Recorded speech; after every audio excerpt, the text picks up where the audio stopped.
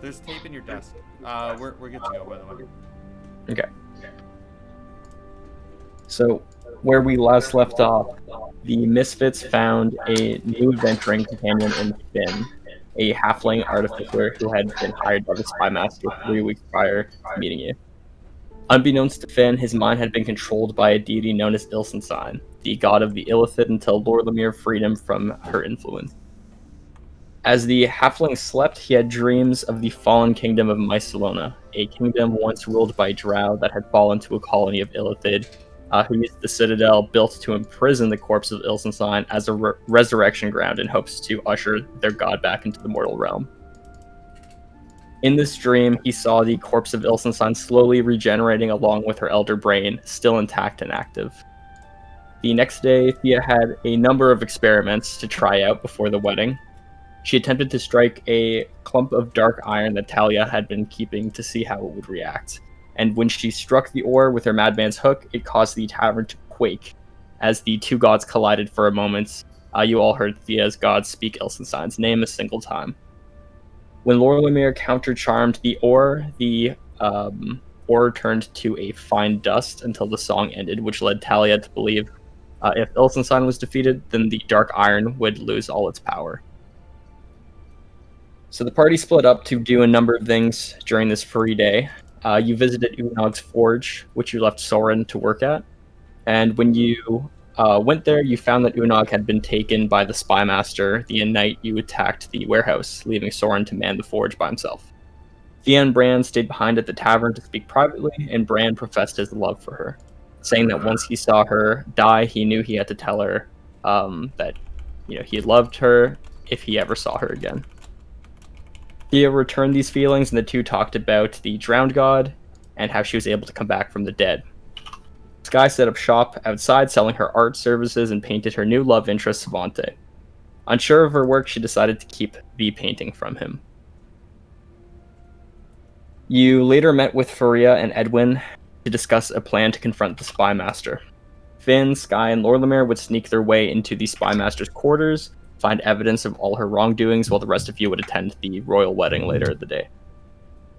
Before bed, Sky decided to bathe in the bathhouse beside the tavern, and unfortunately, this was the same time that Corhill and Thea tried another experiment with Storm's End. Placing the axe a great distance away from the tavern, Corhill quickly ran back to the bathhouse and ran into Sky. Corhill raised his hand, and Sky ran over, still naked, to confront the barbarian. A moment later, the axe flew through the door, and the commotion got the attention of Lorlemere, Lausian, and Finn, who watched from their windows from the floor above. Lorlemere played a tune, and Sky used the Angbao to launch herself upwards to uppercut Lorlemere. The next day, Lorlemere crafted a new door for Gwen and carved the events of the night before permanently into the door for all future baths. But Those attending the wedding would keep their belongings at the tavern and were sent formal garments to wear. You kept your weapons in Finn's bag of holding and tied it to Storm's End to summon at the wedding if needed. Before leaving, Ulrich decided to experiment with Fernert for the first time. He smoked the root with Thea and Bran, and unfortunately had a very bad reaction to this drug. Once in a crowd of people commuting to the ceremony, he felt very paranoid and closed his eyes. And then when he did, he saw his parents confronting him, bleeding from their wounds, and as they fell to the ground, his 4 siblings stood behind them, cursing the barbarian and threatening Ulrich until he fled. You were sadly not able to catch him, as he was sweating profusely, which made his body extra slippery. We continue now at the fork in the road, the left path leading towards the Bluffs, which is the wealthy section of the city where the nobles reside, including the council members. The right path continued towards the district of worship, where the wedding ceremony is taking place.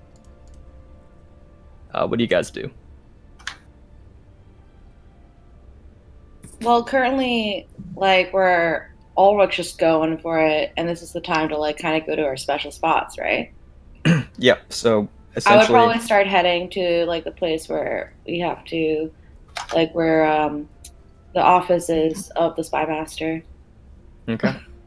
So you take the left path, which heads towards the Bluffs, and I'm assuming Lorlemere and Finn, you guys would probably tag along. Yeah. Yep, I'm going to actually get my my steed to go follow the crowd of people towards the wedding. So basically, I'm going to command him to go and wait at the entrance of the wedding, where probably all the other horse and carriages will probably be waiting. Okay, sounds good. So while you three leave the party, the rest of you now, still at the fork in the road. You, the last you saw of Ulrich was him running the right path towards the wedding ceremony, following the lively crowd. As he forced his way through the crowd attending the wedding, you see a trail of injured guests along the road, recuperating off to the side.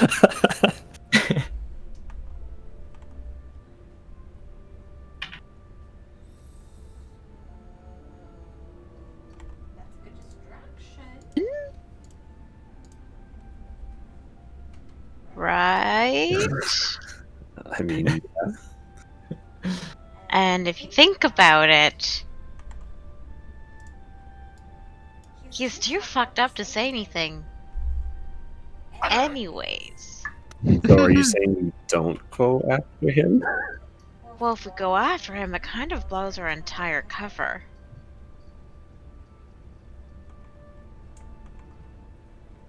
I guess, yeah. I don't know. Who else is with us at this point? I know Thea and I are here. So the whole party's here, minus Ulrich, of course, and now Finn, Lord Lemire, and Sky all left. I mean, what's everyone else opinion? Are we with you guys right now? Yep, you guys tagged along. Okay. Yeah, so it's important to note too, Virginia, you and Marco both are in like fancy garments, so you're not actually wearing your armor right now, and you don't have your weapons as you left them at the tavern, and you left your weapons in Finn's bag of holding, which is attached to Corhill's axe, which he would summon at the party if you guys need your weapons. Okay. Sorry, also, whose wedding is it? Yep, so it's for the Spymaster's son, who's marrying Celica's sister, Sophia. So it's the okay, it is. Okay. Yeah. Okay, so I assume you guys take Thea's lead and just continue on. God, okay. Okay. I guess. So you guys pass along the road. You notice the stragglers, who unfortunately may have been trampled by the Keep barbarian. in mind, DM, I want to try to always look out for him, but I'm not going to necessarily reach out to him. Okay. Sounds good. You kind of just follow the path, and the only really clue is all the people who are just to the side of the road, just kind of recuperating and recovering from potentially being trampled by your friend. Yeah, basically. My leg! Okay. So, now that the party is split, Ulrich, so you're still under the influence of the Fern Root, and you were running rampant, fleeing from the visions of your past that are haunting you. Afraid of the other denizens of the road, you somehow found yourself in an unfamiliar surrounding, in a city foreign to you. The street's still busy. You kind of lick your wounds in a dark alley with 4 different directions. As the hallucinations have stopped, you seemingly have propped yourself up on an assortment of crates to rest. So you're just kind of left yourself into this dark alley in the district of the city that you don't recognize, and you're not quite sure how you got there. But you do hear a sweet, kind of welcoming voice. You all right there, lad? What do you want? Well, I wanted to help you. And you look up and you see a tougher looking dwarven woman in her middle years. She stands at 4 feet, 4 feet and a half. She has black hair streaked with silver that tumbles past her bright green dress. Draped along her neck is a darker shaded cowl that has a bright red rose sewed onto it. Does it look like it's wedding attire? Yeah. I'm looks- Sorry, go ahead. Sorry. It looks like a noble's outfit. Oh. I'm supposed to meet up with my friends. Oh, where's that? This wedding that I'm supposed to go to. So how did you find yourself here? I got lost. Followed voices. Ran from voices. You just openly admits that. Not to worry, I could bring you to the wedding. I'm going there myself. Oh no. Are you sure? It's not a problem. There's plenty of room in my carriage. Okay. And as you're kind of like laying back on these crates, she extends a hand out to you to help you up. I take her hand and stand up slowly, dust myself off, try to look like I'm not still kind of high. So as you grab her hand, immediately you feel very warm as your mind clears from the effects of the fern root. Seemingly she's cast something to cure you of your ailments. Oh. And she smiles at you and says, I'm far from here, so I'm not familiar with the city myself, but I should know my way back to the wedding.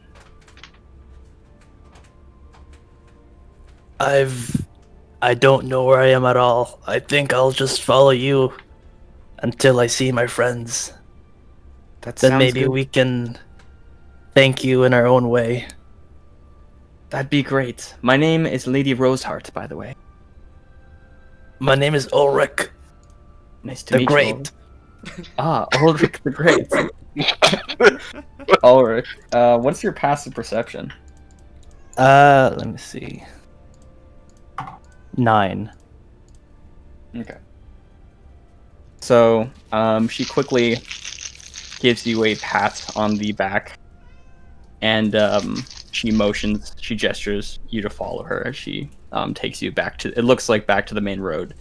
And you see outside of this alleyway, you find yourself in front of this grand, illustrious carriage being pulled by 2 large rams, one completely gray and one black with white spots. And you see one of her men quickly help her atop the carriage, and she kind of nods for you to join her inside.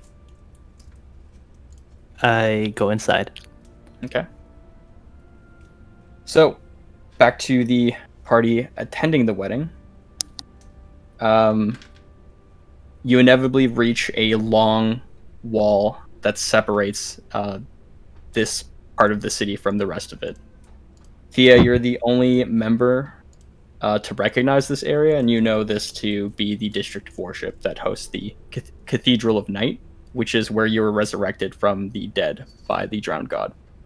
The church itself worships the Night Mother, which is the goddess representing balance of darkness and light, reason, and self-reflection. And you've reached this gate. One of the many guardsmen asks each of you for your invitation, which was given to you by the Sky Captain Faria. And he inspects each of you, and I'm assuming nobody's trying to hide anything. Nope. So Only in their pants. so he pats you all down, but he motions for you to continue forward, seeing as there's nothing that you're trying to hide. And as you all enter these sacred grounds, you see a beautiful courtyard full of parks, grass, trees, and butterfly-filled bushes. You see statues of the Night Mother, which are kind of beautifully laid on the cobblestone road that is broken up by small patches of small fenced-in shrubbery and flower bushes. On the corners of the road stand tall lanterns containing a very faint, ever-burning flame. between which are long gold and purple silken banners to celebrate the wedding. You see the temple, and the temple itself is massive. It's this beautiful structure that has detailed masonry and sculpture work, high-reaching stone arches, housing towering stained glass windows that depict various stages of the moon of the night. Statues about 10 foot high. They are meant to look like celestial guardians, and multiple stories that climb to a great spire. Every square foot of the exterior is covered with subtle carvings of vines and leaves that frame the powerful supports, all reaching upwards towards the stretching illuminance of the moon upon each of the depictions. In the front of the temple are carriages carrying different noble families, each vibrant with their own characteristics, one of which catches your eye, actually. The carriage itself is being pulled by 2 large rams, and as the door opens, your lost friend Ulrich comes out. And behind Ulrich, a dwarven woman carefully steps out. As she looks to you all, she smiles brightly. Ah, are these the friends of yours? Ah, hideous. I don't know them. That's not them. Oh. Yeah, no, that's not us. I don't know. Sounds like a 40-year-old smoker. You would know him. Lausian, you have not seen this woman before, but something about her seems familiar. You just can't put your finger on what.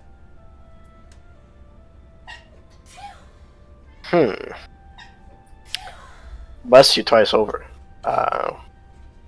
Is she, like, approached us already, I'm assuming? Yep, she's still getting out of the carriage, but you guys are about 10 feet away as you see Ulrich hop out. I'll probably ask her a couple questions. Sure. And what is your name? Lady Roseheart. And what's yours? I am Lausian the Swift. Bless you. Thank you.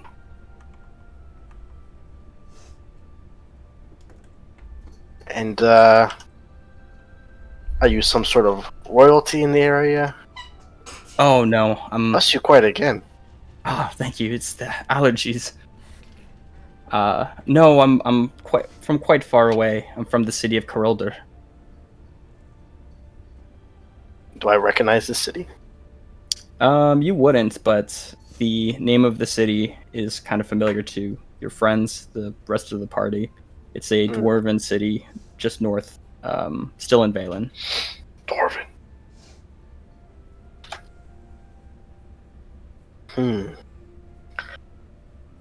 There's something about you that's interesting. Hopefully my dress.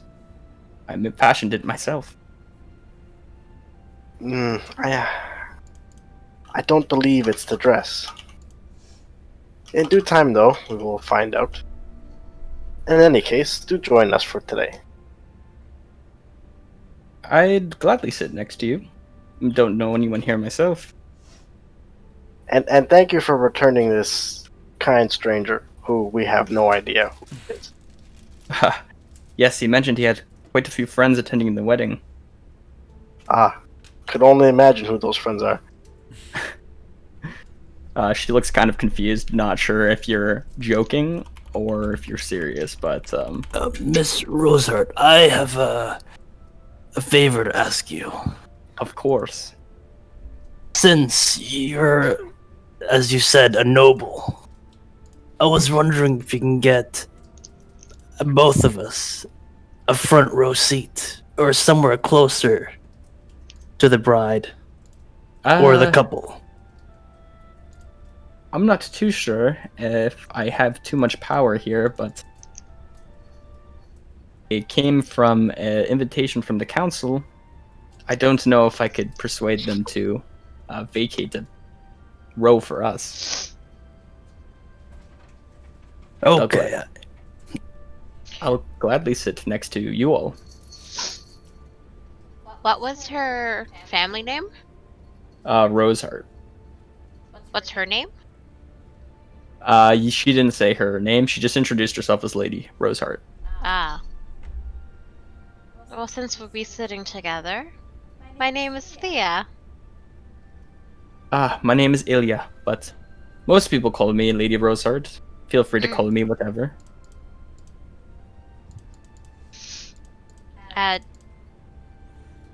Do I know where the Rosehart family are from? No, I wouldn't know that. Why would I know that? You're not too familiar, but you assume, just judging from the characteristics of her carriage, that she comes from the city of Corolder, which is a dwarven city to the north, but still in Valen. But you know that Valen itself is kind of a kingdom of, like, a assortment of kingdom, different people, but kind of tied together through this like joint alliance. Mm. So the dwarves kind of have their own thing going, but they're kind of unified with the rest of the kingdoms here. Okay. So is there anything you guys want to do before entering?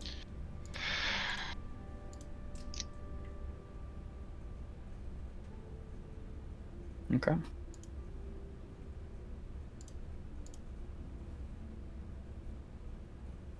All right. So we'll cut it to the friends sneaking into the Spymaster's chambers. So Dope. it takes you all a little over an hour, assuming you guys aren't heading there with horses. I believe you guys are walking there. Yep. So yeah, it takes a little bit over an hour, maybe an hour and a half, to get to the bluffs. The area getting its name from its higher elevation, being built along the cliffside that overlooks the rest of the city. As you reach the residential district here, marble walls encase the homes of each house in the district, which appear to be more decorational than functional. As Faria mentioned, you notice a considerable decrease in enforcers patrolling the area. However, you do notice that there is still some presence left behind here. Because of this, the three of you, if you could please roll stealth checks to make your way through the streets undetected. Cool. Just let me know which each of you get. Whew.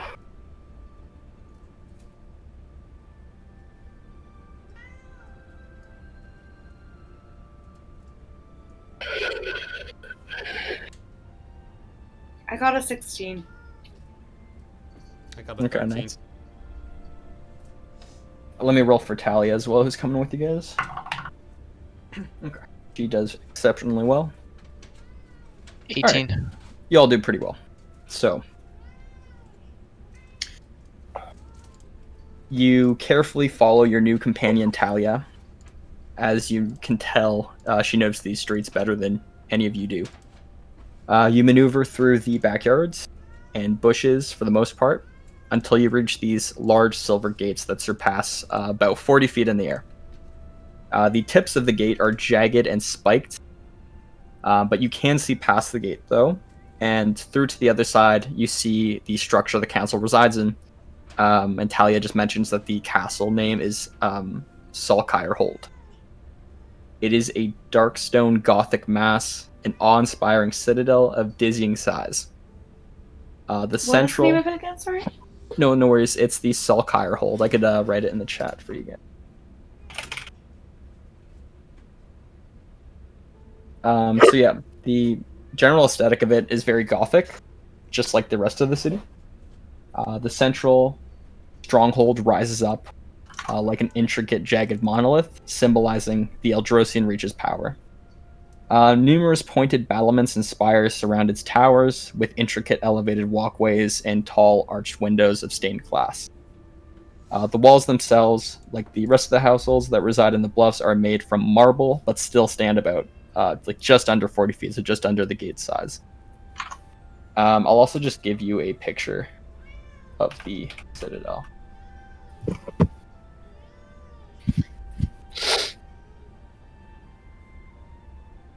But as you get to the gates,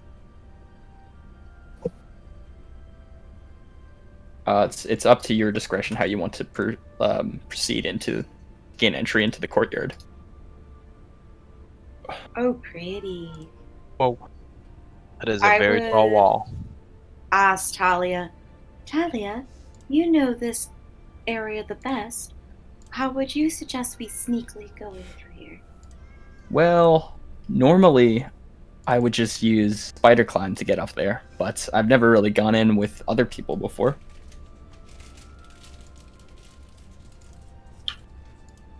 Well, I'm fairly dexterous. I think I could probably just go in there. How about you guys? How do you guys fare? I'm pretty sure I can climb. I'm pretty sure I can climb too. Maybe we should just climb.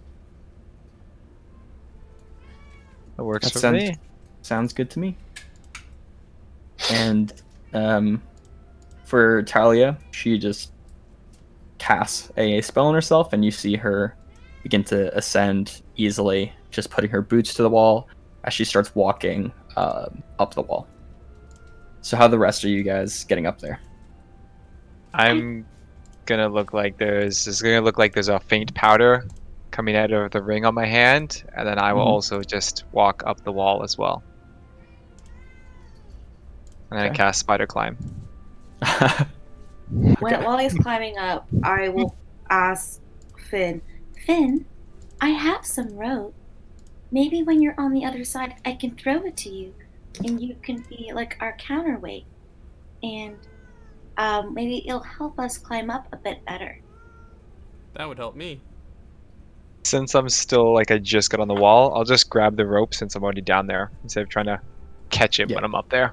Perfect. I lend him my rope. I'm gonna kind of tie it around myself. Mm-hmm. And then just start to walk up the wall with Talia. Yeah, so it doesn't take you very long. But as you kind of go up there, you see Talia kind of stop, and as you kind of inquire as to why she stopped, she points above, as there's two guards just right above you.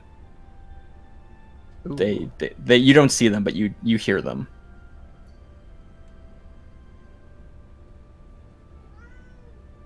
With them stopping, I would assume that there's something weird going on there, so I would lower myself and try to be as quiet as possible. Okay. From I'd say only Finn and Talia could hear it, but you just hear them talking, basically being, "Oh, I can't believe we have to guard these walls. Why aren't we at the wedding?" You hear the other guard kind of chiming in. Whatever. Weddings suck. And as you guys stay quiet, it seems like these guards won't be moving anytime soon, so it's really up to you how you want to proceed. Okay. Let's see. From below, Sky and Laura Lemire, you guys hear a message from your heads. And it's Talia, and she just says, "There's two guards up here. What should we do?"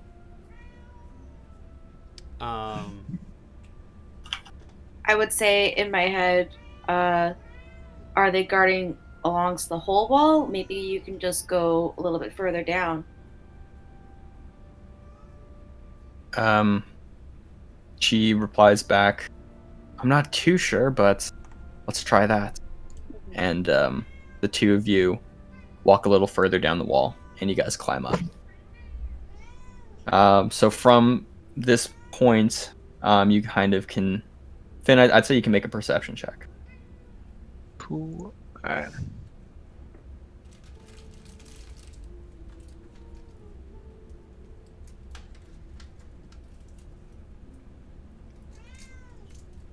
I tell the party, if we can find a spot on the wall with only one guard, I might have something I can do. Okay, so with Finn's roll, you take kind of a look along the wall and the courtyard underneath you. And you do a brief count, and you're not sure of a specific number that you can count, but you'd say that there's around 2 to 8 guards maximum, but you have a hunch that the 2 guards at the part of the gate that you were at are the only guards along the walls. So you're not sure how many are in the courtyard underneath you. Okay.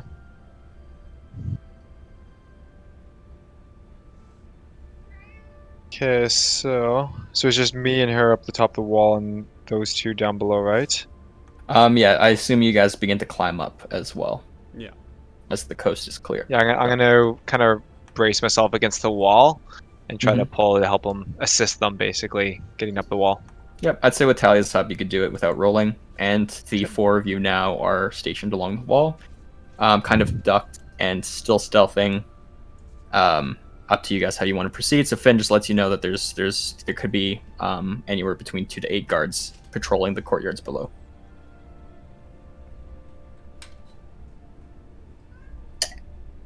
Can I take a quick peek and see if I can find an isolated one?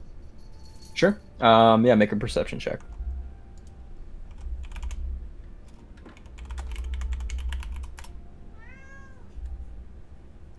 It's not too hard to find one. It's daytime, so there's still sun out, and you're able to find one just guarded outside of a spire. Okay, and we're not supposed to be here, right?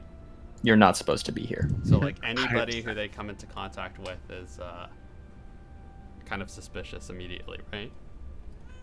You could assume. Also, Now- with surveying the area, I would try to see where I would expect the Spymaster's office to be. Yeah, so you're not too familiar with the castle. I don't think Sky's been there, but I'm just trying to think. It's a pretty large citadel, but you can try and make a perception check to try and see any characteristics you think might lead you to believe that it belongs to the Spymaster. Also, do you have a spyglass? Do I? Finn can answer the question for her. In Yeah. this campaign, I don't. Oh, okay. I have a magnifying glass. Wait a minute. Just as good. You could roast some ants with that. I can heat up someone's helmet in a very, very small spot. Cook some fucking brain cells over here. Oh yeah, no, I don't. Yeah, unfortunately, you're not able to really come up with any guesses as to where the Spymaster's quarters would be. I would ask the team and ask them where they think the Spymaster's quarters would be. According to the picture, I'm gonna go with it's probably high up, mid to like high up tower. So according to the picture, we're on the lower wall, right? Yep, you're on the lower wall. Okay. I'm gonna tell the group, be like, we can always capture a guard and just simply ask. We have to go in here sneakily. We might create a ruckus. But I do agree, I think maybe we should pick like the highest and most prestigious building.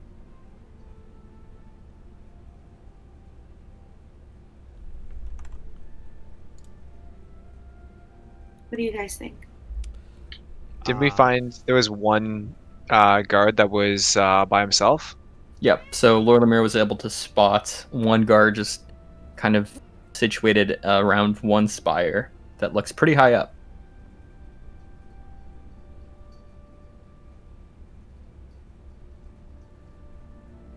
Well, Mary, you said you had a plan if there's one guard. Yeah, I could always cast a spell. It's not an ideal choice. We can always knock him out. I'm we just could be worried in there about the before he wakes. repercussions afterwards. How much time would you say that we have to do this whole thing? So you're not too sure. The plan is just kind of try and find some evidence and make your way back to the wedding as fast as possible. But there's really not a time limit. It's just ideally you would want to confront the Spymaster in a very public place so that, you kind of have the backing of the rest of the city. How much time do we have until the wedding starts? I'd say that it's taken you an hour and a half to get here, so you can safely assume the ceremony has at least started. Okay. But there is a reception, so you kind of figure that would be the time to Okay. approach the Spymaster. Out of curiosity, Lorlamil, what's the spell in mind? I know you said it's not ideal. I can cast suggestion. I can also make somebody scared of something. But what I'm thinking right now is I can polymorph myself into some kind of mouse, and I can gather information for us. If not, just get the information that we need myself. But then I won't have you guys as backup. Oh, you turn into a mouse. I could turn invisible. Do you have something that can disguise you as well, Sky? Maybe not disguise, but I can fly. That might not be the best option here.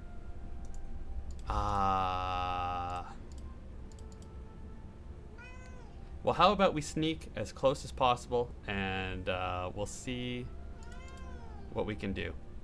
Yeah, maybe there's a window around the spire that I could just try to sneak in through. We can also cause a distraction on the inside and lure these guards.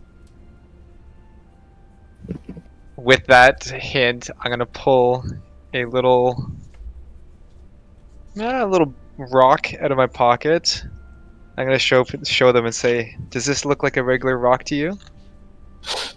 Does it look like a regular rock to me? Yes, does it?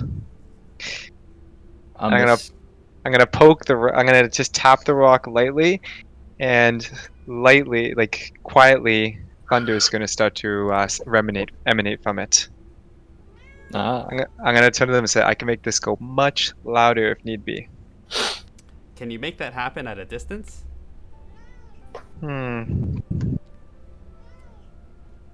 If I toss it, if someone picks it, if someone else touches it, then the spell will go off. Okay. How about but they this? do have to touch it. How But about, I can make it anything we want. How about we set a meeting spot, and I can turn into a mouse. You can strap that to my back. I can touch it far away to the opposite wall. You guys can run in once the guards are distracted. Then we can all meet at our meeting spot. That sounds good. Okay. I like it. So I'm gonna point up to the or I guess where's a close point? What are the areas that we can enter from? So there's the gate. Are you talking about the castle itself? Yeah. Oh, okay, yeah. So there's the main gates. You see lots of doors though around. So it looks like it looks like it's a pretty complex layout.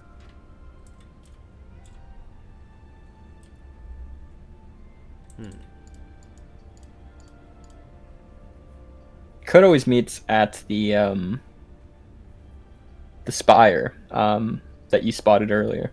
Like where the one guard was? Yeah. Okay. Yeah, that'll be our meeting spot.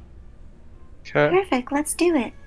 Okay. I'm gonna use my magical tinkering and bust out my my tinkerer's tools, and I'm going to emit. Let's go with waves. No, I need something louder. Yeah, I'm gonna do like thunder, like really loud thunder, and I'm gonna imbue it in this, basically in this mundane object, which is a rock I pulled out from my bag of holding. Does anybody have a small string to attach this to me? I'm just gonna cut off a bit of the rope that we used. Okay, to if you like, unwind it, it'll probably be thin enough, I imagine. Yeah, That'll just work, like yeah. a strand, basically just to use. And after he's done that, I take the rope. All right. Yeah. Okay. So I'm going to repeat again. We're going to meet up on that one spire after all the guards have all run to where I'm going to put this thing. And I'm going to put it at the exact opposite wall. I'm still going to be a mouse when I meet you guys, probably. So just watch where you step. I'm gonna say make sure you put it within 10 feet of the first guard, and then run like hell. This sound will be continuous and will not stop until I decide to make it stop. Oh, so put it near a guard, or should I put it 10 like... feet, within 10 feet of a guard, Okay. like a first guard, the farthest guard, and then hopefully it'll track the rest. All right, sounds good. I'm gonna turn myself into a mouse. Okay. Lord Lumiere could do that. I have polymorph. Oh, nice. Okay. All right. So you go to the other points of the wall, and you do eventually find 2 more guards stationed there, just like on the other side.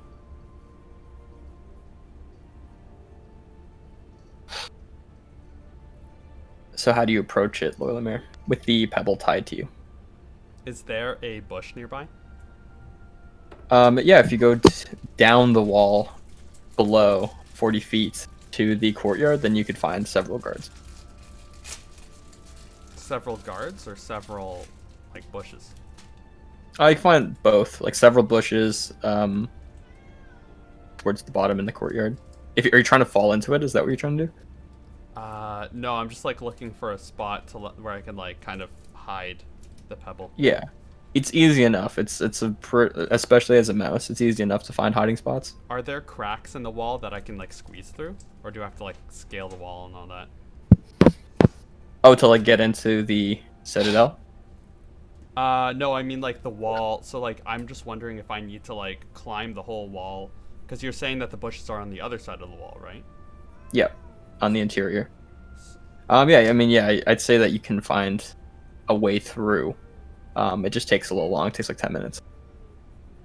Okay, because I imagine that I wouldn't be able to just scale a wall as a mouse, right? Yeah, yeah.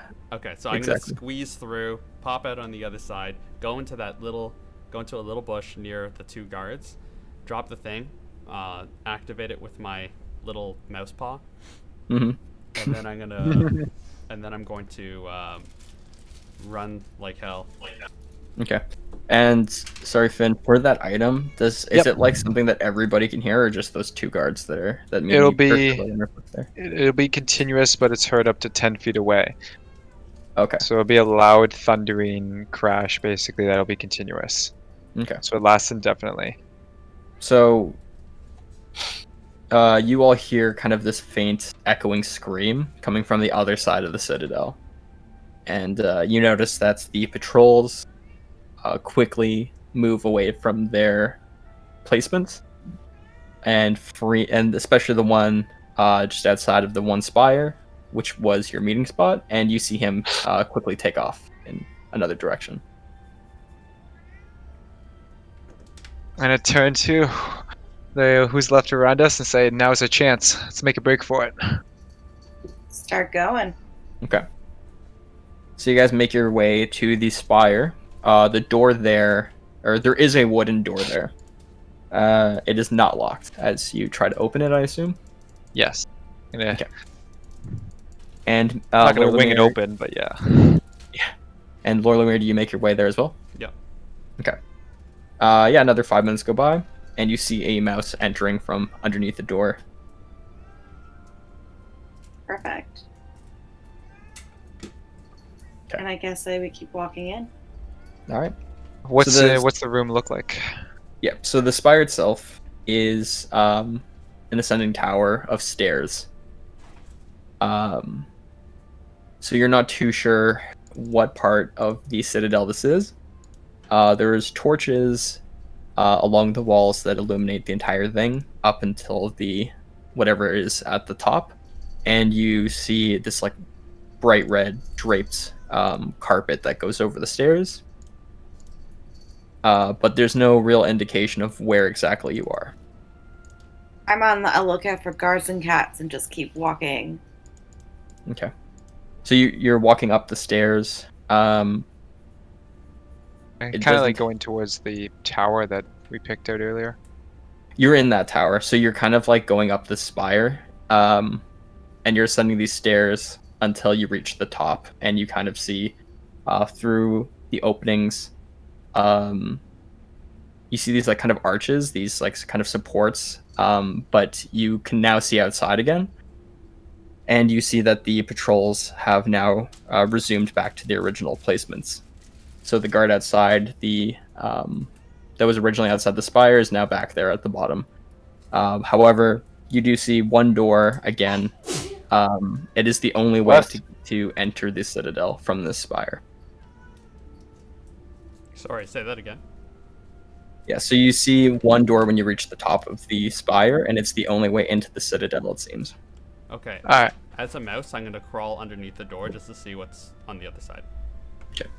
As you crawl underneath, you even before you go under the door, you do see a shadow, and you see one soldier just kind of propped against another door that's down a hallway.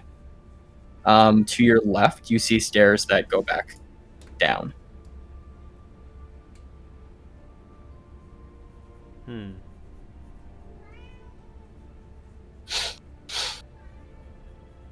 I am with Talia, right?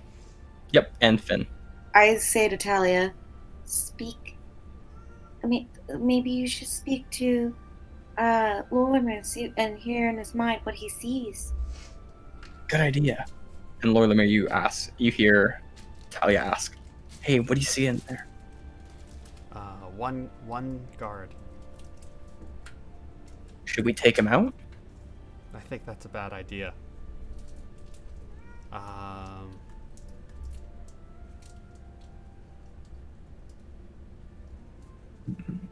have an idea. My goal is to stay quiet for as long as possible, and then start screeching at the top of my mouse lungs and go through the other door to get him to chase me. Okay. So I'm gonna do that. Okay. Easy enough. As you approach, you don't even have to make a squeak. You hear the guard, and he quickly tries to stomp on you. But you dart through the door, and on the other side of the door, you enter into a large room, and you see two large windows. To your left and right, you see two large tables covered by black cloths. Both have decor on them, like vases. And in the middle of the two windows, you see a armoire, and to the right of the armoire, you see a large canopy bed with purple silks that drift around it. So it's somebody's bedroom. Mm-hmm. But no cat. Yeah, make a perception check. Oh,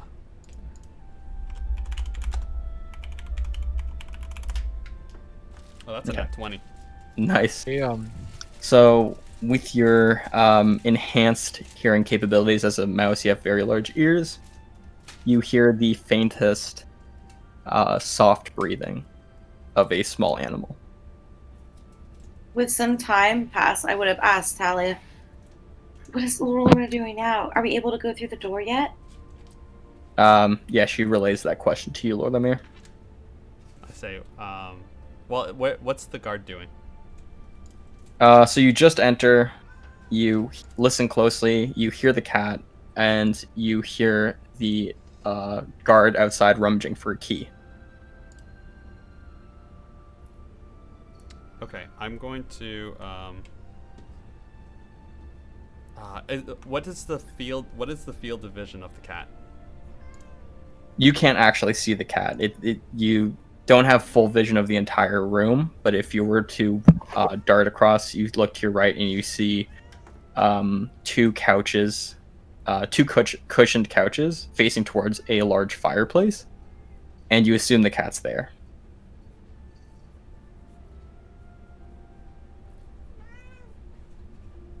Okay, I'm gonna do something risky then. I'm going to turn back into Lord Lemire, and I'm gonna wait for the guard to open the door, and then I'm gonna cast suggestion as soon as he's in. Okay. Do you tell anything to your party before this happens? Yeah, I'm gonna say, as soon as you hear a lock click, make a run for it towards this. Wait, The cat could be used as a tool to be spied on because of the Spymaster. She There could wouldn't have maybe. been any time to tell me that, but you would assume that Lord Lemire knows that. Okay. I'm gonna brace my hand on the door and get ready to charge through. Okay. So a moment passes, and you hear the click of the lock. As the door opens, Lord Lemire, I'd say like the reaction time would be you first. Okay, I'm gonna cast suggestion on him at. Okay. Hold on. Let me just see if there's a benefit to casting this at 4th level. Okay.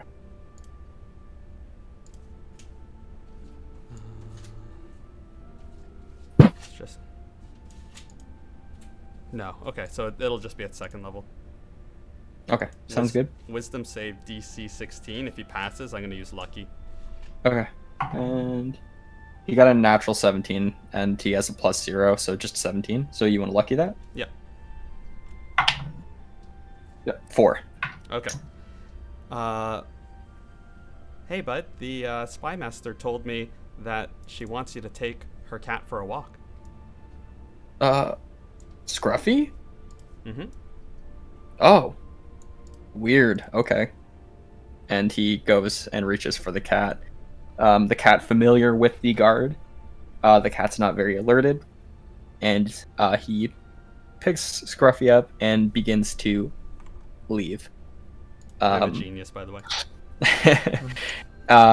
You see the guard pull a right, so his right, to the staircase you saw when you were a mouse. And he starts to descend down.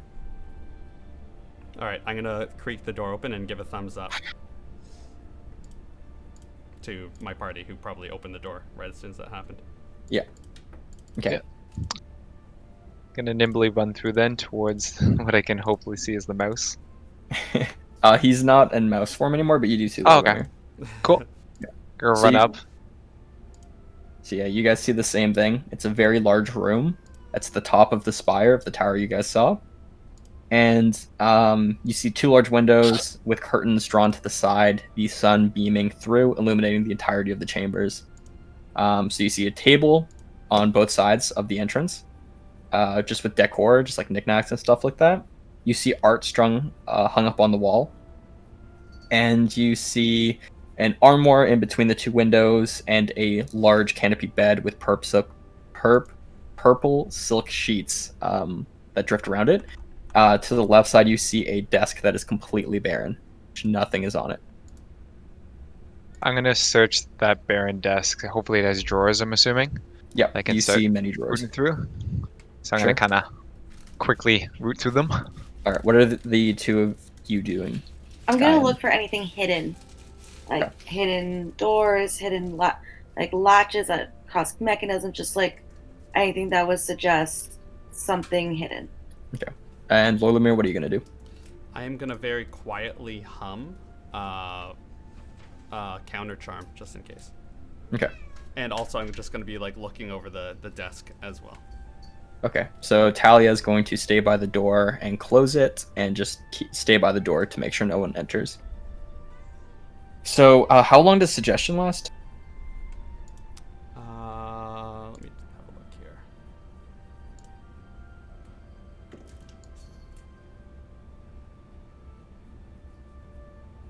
Oh my god, up to 8 hours. So it's Oh gonna my be a god, long, he's- long. That's Cat is- amazing. This cat's gonna be hungry Okay, as hell. it does say though, if suggested activity can be completed in a shorter time, the spell ends when the subject finishes what it was asked to do. So, Okay. So you know, up like to his discretion. 15 to 20 minutes. Maybe he It- wants to impress the Spymaster, so he takes half an hour. Okay, so it buys you enough time to kind of do all this. So, Sky and Finn, you guys can roll a investigation check. Cool.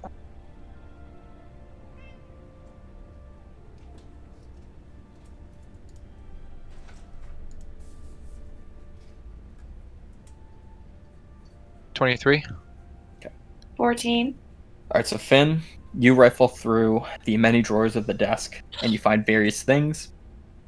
In the drawer where the Spymaster keeps her parchment, you find her quills. One among them is a long, black-feathered quill with a violet iridescence.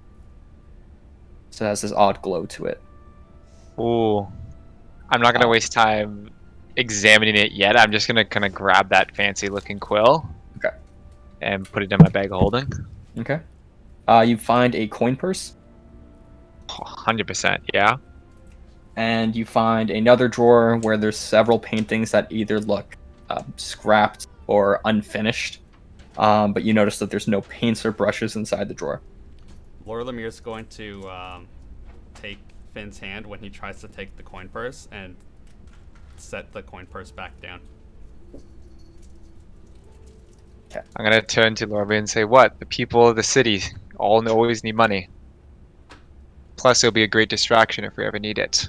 I'm going to say,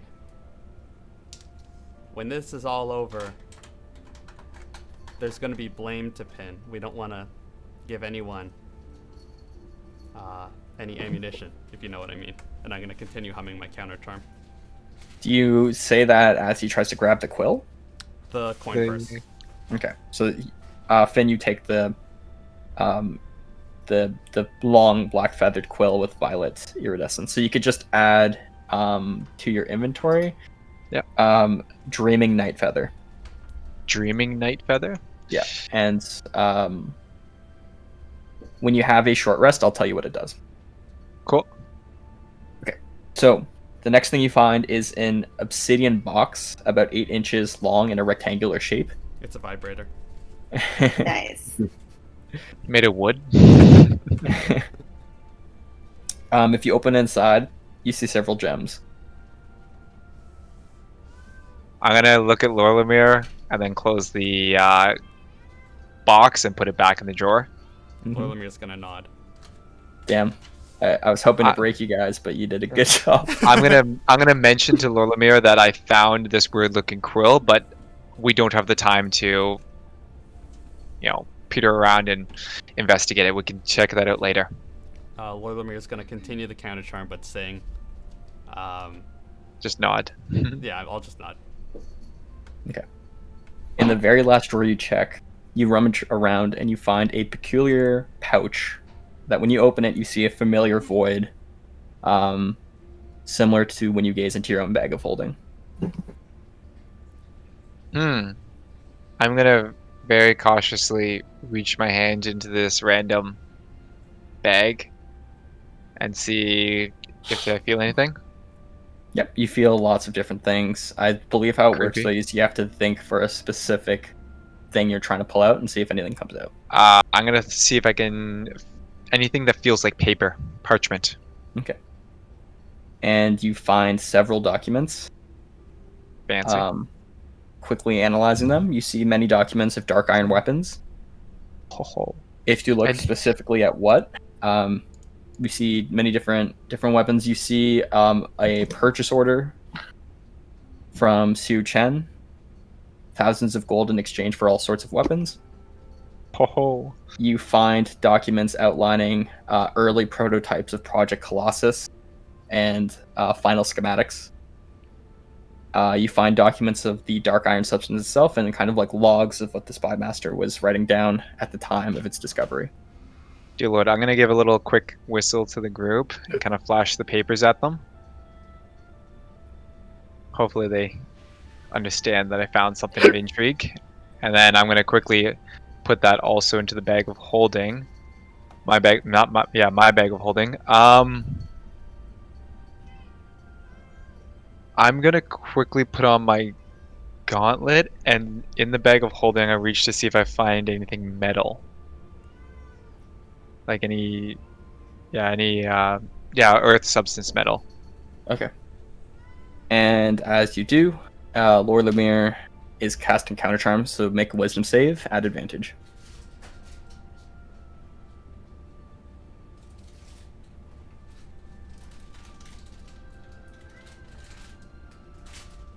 What's the advantage? Is just like 2d20k?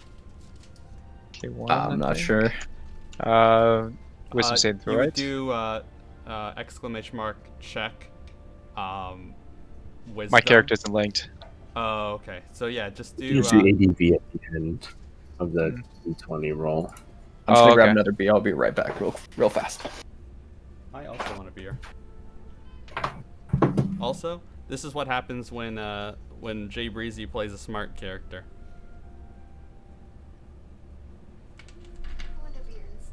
I like it. For a second, my brain forgot that was for your staff. I was like, you already ate all those Kit Kats. I didn't have any. I know. All right, back. Sorry about that. Okay, so just see if there's anything else that could help me with that. Nope, let's just do it. Just a wisdom saving throw, right? Yep, with advantage. Okay. So, as you reach in there, surprisingly to Sky and Lorlamir, you see Finn pull out the not the replica, but you find the part that Unog crafted that you tried to throw into the forge. You find it still not in the greatest shape as you threw it into the forge and it begun to melt, but it's still there in shape. I'm gonna sing. I think we should take the whole bag of holding, but don't put it in your bag of holding, or it'll explode. I'm gonna wide-eyed, quickly put this piece back in the bag of holding, and I'm gonna toss it to Sky for her to hold. I say I also have a bag of holding. God. I don't want to confuse my bag of holding with another bag of holding. So maybe we should give it to All right, I'll Lorlamir. take it. I'll take it. Okay. Well, you're singing, So- so I'll just kind of like attach it to your belt since you're singing. Your hands are probably full. Okay, so really quick, Finn, remind me, are you holding Storm's End? Because Corhill tied your bag of holding to Storm's End? Or sorry, am I remembering that wrong? Storm's End is inside my bag of holding. No, So it's not. if you- It's outside the bag of holding. Outside the bag of holding still? I thought it was Yeah. inside. I thought we tied it and then You put it tied the inside bag of holding to Storm's End because it can summon it, and then take your bag of holding with you. Okay. So, I didn't think of this last week, but I'll just let it pass since you guys came up with this plan last week. But you're not able to hold Storm's End, obviously, but I'd say that you're able to carry it on your person. Okay. Just for today, because I forgot last week. Today you're worthy. Tomorrow, I don't know. Yeah. Today you're worthy. Whoopsies. You're worthy enough to put it on your person. But anyway. Okay. All right. Makes sense. There was a couple other. That's all it for this cabinet, right? Mm-hmm. Okay. Damn. Did I find anything hidden? So you didn't find anything hidden, but you did take the time to observe the art pieces, and you saw the kind of vases that are kind of on those two tables. You notice on the floor is a bear fur rug, a brown bear rug. You don't notice anything hidden, but you do notice that the kind of signature that's put onto each of these paintings belongs to Miriam's late husband. Who's Miriam? That's the Spymaster. Ah. What's his name? It's Roderick. Lorlamir's just gonna quickly run his hand along the paintings to see if there's any openings or secret compartments. Yeah. You don't have to roll anything. You don't find anything of the sort. Okay. I'm gonna cast Detect Magic in the room to see if there's anything kind of lights up.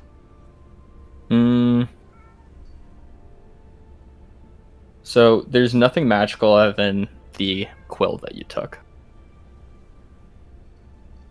Interesting.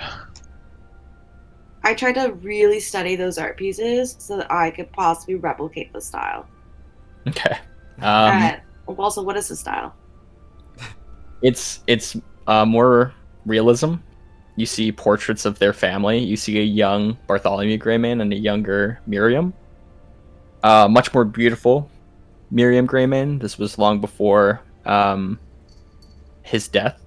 So you assume this was prior to her drinking habits and things like that. So that kind of led her down this road of madness. But you see quite a beautiful young woman. But yeah, everything else other than portraits is kind of different takes on the city, and kind of gives you a bit more insight on how the city was built. A lot of the more technologically advanced things, like the tram, was built more recently, so you see paintings of it being built in the city. I speak to Lorelmere. Maybe not right now, but maybe when we're walking to the wedding. Before you bring up the documents, can I find anything about Su Chen in them? About where he might be? I think that we should take a quick look at these documents so we know what we're bringing forward before we interject at the wedding. I agree. You said in the room there's a couple windows, right? 2 large windows, yeah. I'm gonna take a quick peek out of each windows. Which one is the one that faces outside the castle that just goes like straight down, or are they both still inside the castle walls? They both, you can see kind of like the rest of the city from both of the windows. They're both facing in the same direction. Okay. You're at the very top of the tower of the citadel at this point. Okay. So you can kind of have a good sight of everything around. But straight down from the window, is the wall basically where it is? Like, can we, if we jump out the window, are we gonna be outside the wall or inside the wall?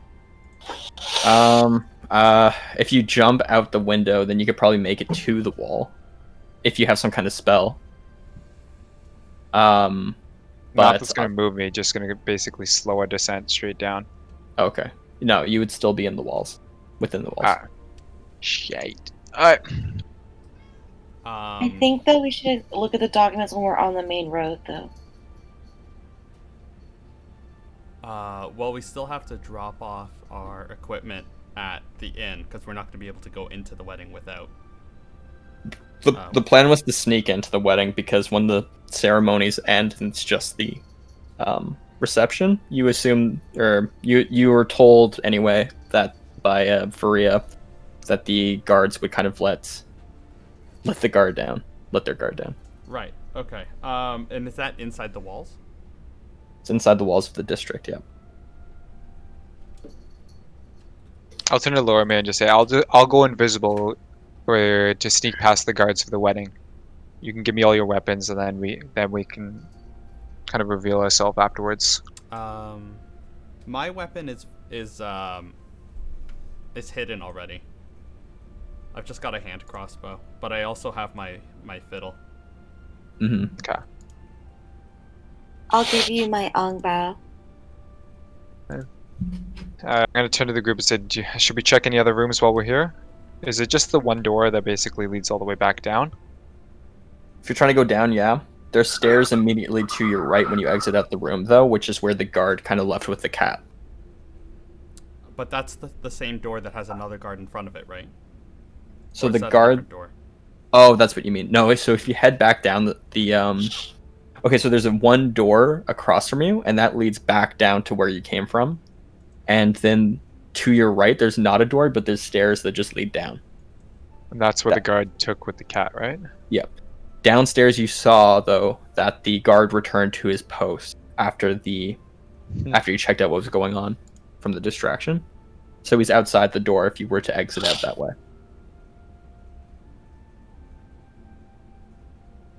Damn.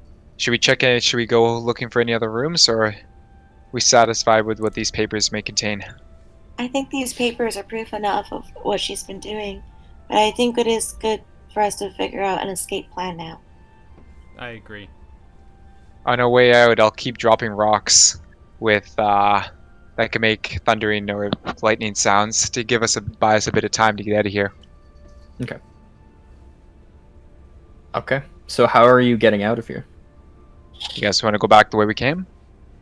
I say There's we a go guard the in the other way. front, though. Yeah, I think we're better off going the other way.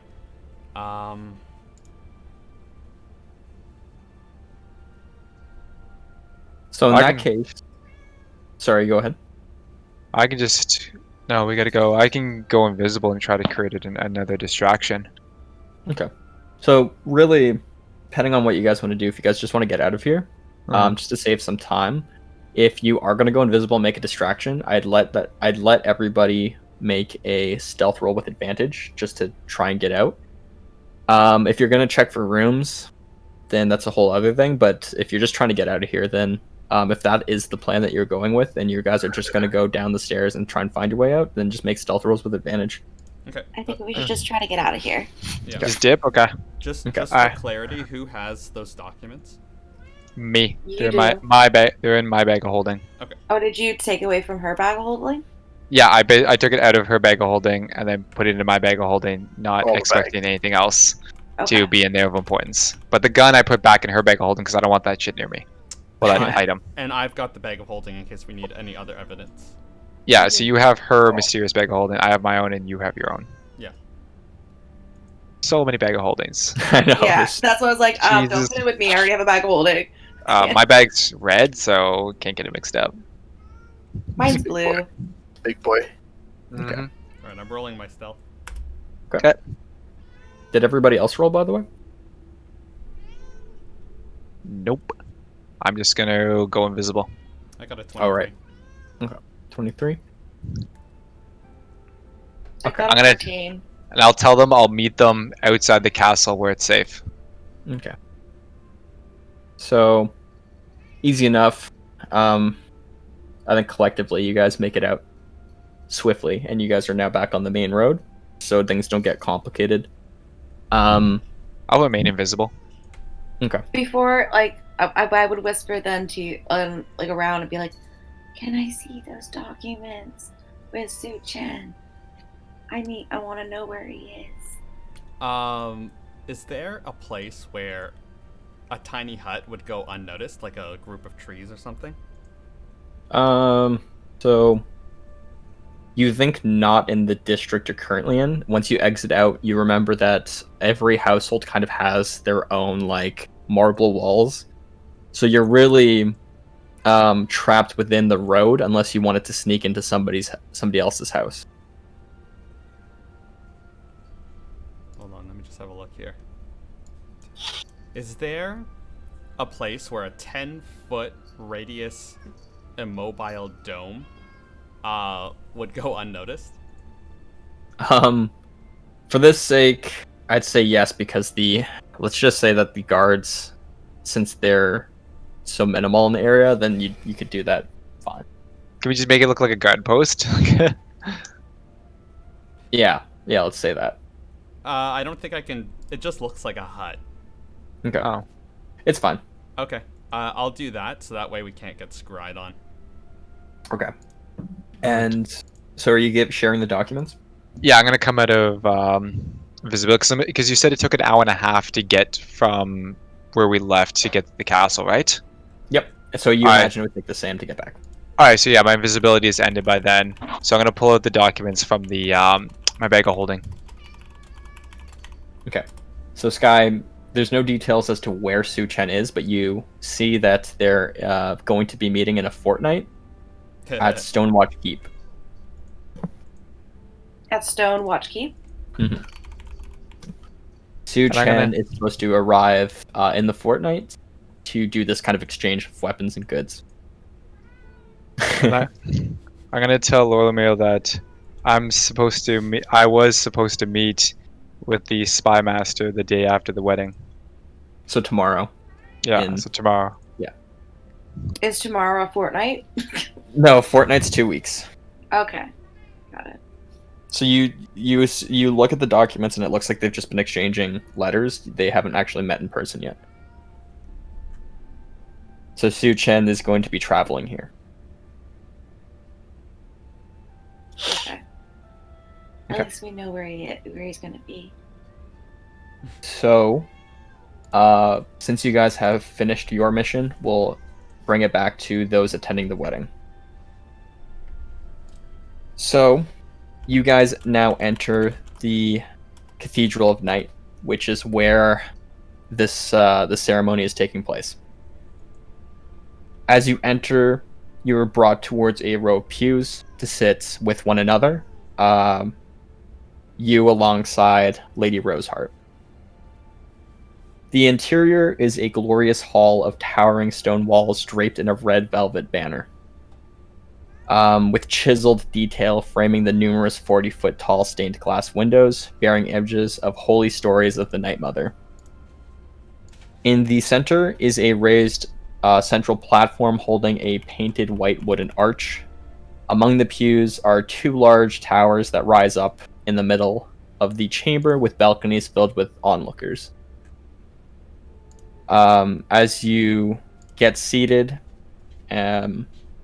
music begins to play from an orchestra, and through the aisle walks Bartholomew Greymane first, along with the Spymaster. And as they make their way down the aisle, the Spymaster turns her head to the pews and carefully eyes the party, those attending. Just for a moment, and she smiles at you widely. Moments later, and petals begin to fall from the balconies above, and everybody stands. So I'm assuming you all do the same. Mm-hmm. Mm-hmm. Through the crowd, you make out Sophia Colethorn entering with this glamorous long white dress that drapes behind her for about 5 feet. Beside her is her older sister and your former party member, Celica Colethorn. You remember that she hesitantly arranged this wedding to take place in return for Belcarth's support in the War of Thorns that you successfully won with their help.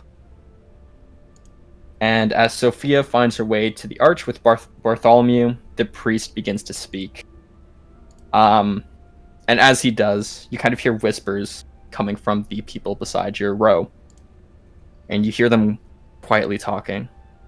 And you hear one of them say, "Where is Priestess Grunja?" To which the other guest answers, "Word is that she was found murdered at a snowbank near Stonewatch Keep."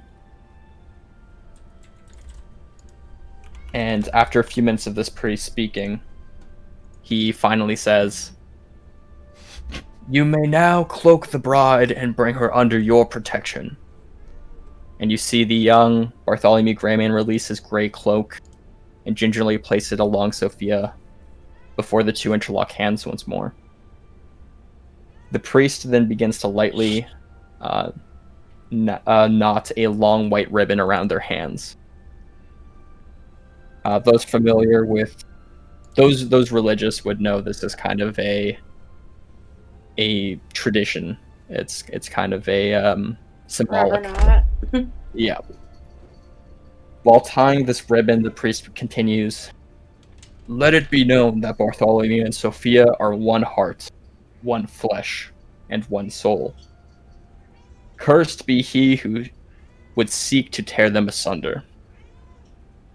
The priest then announces, "In the sight of the gods and the Night Mother, I hereby seal these two souls, binding them as one for eternity." And Bartholomew leans in for a kiss, and to which the crowd erupts in cheer. The newly wedded man turns to the audience with his wife in hand. "Please, join us in the courtyard for some food, drink, and dance." And as everyone begins to exit, the Sky Captain and the first engineer come to find you, and kind of motions you all to leave with them.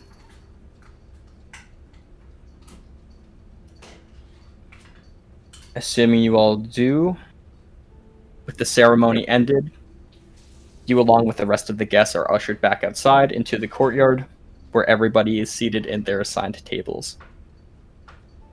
Your party, being so big, have their own table. Notably, however, you see the first engineer and Sky Captain are assigned to sit at the head of your table, which is quite peculiar. The table you were assigned to is right at the front. Just ahead of you is a raised platform, about 5 feet or so above the ground. Seated on this wooden platform is another table. But seated there are the newly wedded Sophia and Bartholomew, And to the right of the couple is the Spymaster. Beside her sits a peculiar sight, a hooded figure who's covered in a large cowl. Beside that figure is another odd sight, as you see Lady Roseheart sit next to them. To the left side sits Celica and her older sister Elise. Not long after you notice the arrangements of seating, fresh salad with balsamic dressing is brought to your table, and your goblets are filled with a proper Calamere red. And as everyone grabs their forks to eat, you hear a ringing sound as the Spymaster taps her glass to make a toast. And as she stands up, you see the crowd around you join her, and I'm assuming you all join her as well. She says, "What a beautiful day for a wedding. The gods have truly blessed us. Now, before we eat, I wanted to thank you all for attending my son's special day.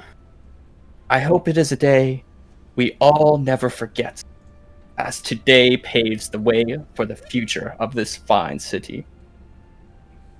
I am so happy you could all take part in this, and I am so happy for such a beautiful daughter-in-law." And you see her reach over as she gently rubs Sophia's cheek. You can kind of see her instantaneously shiver in discomfort. "Join me in raising our glasses to their newfound love and to our great city." You look around and you see that the other guests raise their glasses, including Faria and Edwin. Does everybody join them who's attending the wedding? Mm-hmm. Yep. Okay. So, okay. Thea a bit more cautious. You guys note Thea doesn't take a sip. Bran, seeing this, does the same as Bran is sitting next to you.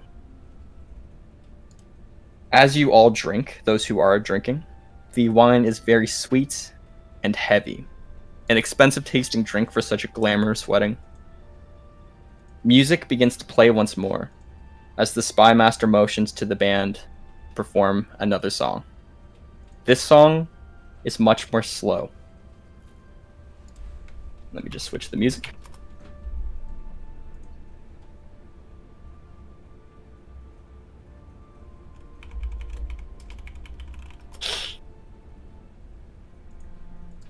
Oh no. Oh, this doesn't sound good. As everyone begins to eat and scarf down their salads, you all do as well.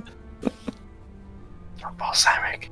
However, you hear beside you, to the head of the table, Rosanna, which is you remembered to be Edwin's wife, whispering to him. Beside Edwin is his family, his young son, about 8 years of age, Levi Forsyth. On the other side, Rosanna, which is his wife and the mother of Levi. You hear Rosanna whispering to Edwin, and you see that he is visibly sweating and shaking. He looks to his wife, and you see him try to utter some words, but nothing comes from his mouth. As his shaking gets worse, you see him fall from his chair. Everybody now noticing this commotion at your table.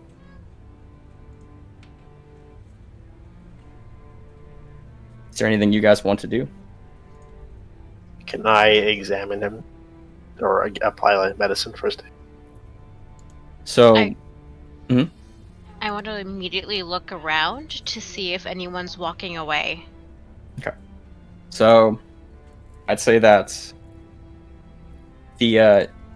you quickly observe around as you immediately just assume something wrong is happening, just from the atmosphere. And you can make a perception check. Ow.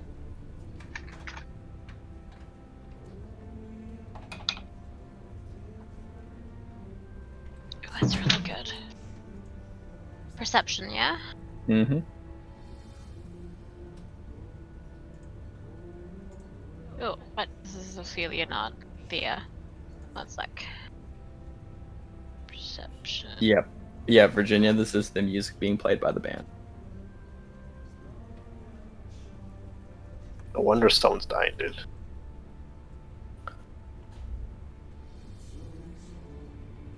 24.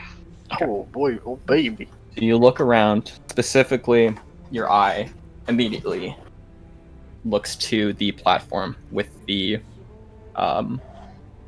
peculiar figures. You see nobody leaving, but you do see Lady Roseheart whispering something to the Spymaster. So Lord Lemire, you quickly get up and you kind of like jump to the first engineer who's now on the floor as he's reaching for his throat, almost like he's being strangled. Make a medicine check. Yes, sir. I think you mean Lausian, right? I think you got lost. Sorry, yeah, Lestian. Sorry, I had a couple drinks. I've called Lord Lemire Mimi several times now. That goes way back. Way back to 3 sessions ago. Yeah. Sorry, what'd you get? 13. 13. Without your proper equipment, you notice you make the quick assumption that he's poisoned, or possibly that he's choking. But nobody chokes on salad. You're not too sure much else other than that. You see Rosanna quickly fall to her knees with you. And as she does, the Spymaster quickly screams, "He's choking!" and points to one of the guards. "Help your first engineer!" And as Edwin lays there helplessly, he reaches for his wife Rosanna, and you see Lausian, you see him whisper something to Rosanna before his hand falls. And as it does, it hits the ground completely limp.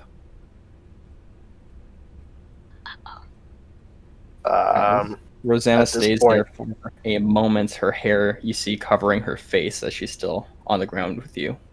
And you see tears begin to fall from her. As they do, they hit the stone ground beneath her. And you hear an ominous, eerie quietness from the crowd as they look to their fallen leader. Rosanna, what did he say? That I need it's imperative. You see the Spymaster now hobbles down from the platform. "It was them!" She gestures to you all. "They're the ones that raided the warehouse. They can't be trusted. Search them." Hold on. Us? Who is she pointing to? All of us specifically? She's pointing to your table. Hmm.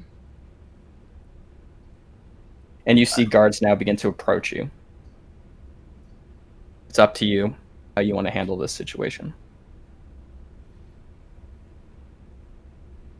Keep in mind, too, that you don't have anything on yourselves. Mm-hmm. Mm-hmm.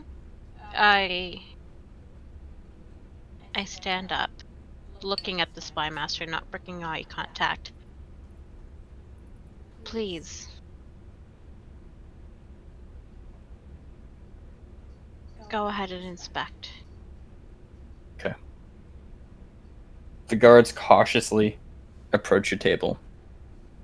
I want to make sure that the angle that I have my body without necessarily breaking eye contact also means that the audience can see if they're patting me down or if they're slipping anything into my pockets. Okay. So, as they begin to pat you all down, they go very, very carefully and inspect all of you. And everybody passes this, as you all haven't brought anything into the wedding. Everybody except for Ulrich. What? You hear from Lady Roseheart behind you, "Look! Something fell from his pocket!" And as the guard reaches down and lifts an empty vial, he opens it and sniffs it. It's poison! And Ulrich, momentarily in disbelief, you aren't sure how that was on your person. But you think back to when Lady Roseheart first, when you first encountered Lady Roseheart, and you remember her patting you gently, and you didn't think anything of it at the time. But that's the only way that this could have been planted on you, because you know for sure it wasn't you. And Lausian, you make this like very quick connection as you kind of put it together too, because you don't believe Ulrich would do something like that, as he's not the kind of warrior who would use poison to kill somebody. You think who would. And you take a look at Lady Roseheart for a moment, and earlier when you saw some kind of similarity to somebody that you've seen previously, you look at the vial that was used, and with your elven senses you could sense it from here. You could smell that the poison that was used wasn't from this world, it was from the Feywild. And you look to Lady Roseheart, and you guys make eye contact for just a moment, and you put pieces together that is Helga, which is Philangrim's wife. Oh. Okay, so cutting back very briefly to the other portion of the party who are now at the gates of this wedding, at the gates of this district of worship. And you see, as you approach, there's some kind of commotion going on inside. You're not sure what, but you see that nobody is allowed entry and nobody is allowed out of whatever is happening. Is there an increased guard presence? You don't see an immediate presence, and you think that this would be a good distraction to try and scale your way up the wall. All right. I do that. Yeah, that's what I'm gonna do. Okay. Similar to before, you guys make your way up this wall, and you get to the other side. You see the reception going on, and immediately you're not sure what is happening, but the whole atmosphere seems something sinister. And as you get closer, you see a collapsed figure. You can't discern who, but you see someone collapsed on the ground, and you see that whatever was happening has now stopped. The music has stopped playing, and you see a commotion going on. How do you approach this? I say to the group, I think this is our time to show the evidence. I think we should find out what's happening here. Okay. So now, as these two parties are now chronologically in the same instance, as you've been seemingly framed for this, how are you reacting as you have this moment? Sorry, is this us or the others? It's you.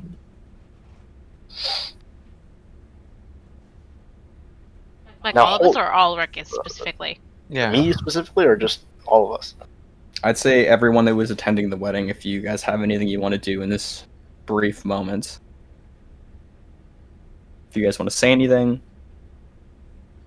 How does Lady Rosehart look right now? She looks surprised, but you're not sure if that's an act or not. But your suspicion is that she planted something on you. I look around to the council and the familiar faces that I've seen, the faces that I've attended and fought battles with, or for specifically. You know us. Yes, we don't come from refined establishments like these. Yes, we're a little rough around the edges, prickly maybe even. But you know that this is not us. This man, and Lassian will point at Ulrich, may be many things, but a gutless killer he is not. He is a man of battle. If he wanted somebody dead, he would do it himself, not cower behind poisons. You know him, but who we don't know is you. And he's going to point at Lady Rosehart. But I know you. I don't know what you mean. Oh, really? Let me jog your memory. Does the town of Fayelder mean anything to you? I've not heard of such a place. Ah, arrogance fills the room. You see, what Lady Rosehart doesn't tell you is that her name is not Lady Rosehart.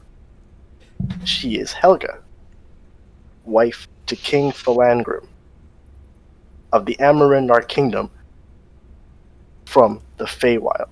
You see, they've come here to take control. She's fooled you all.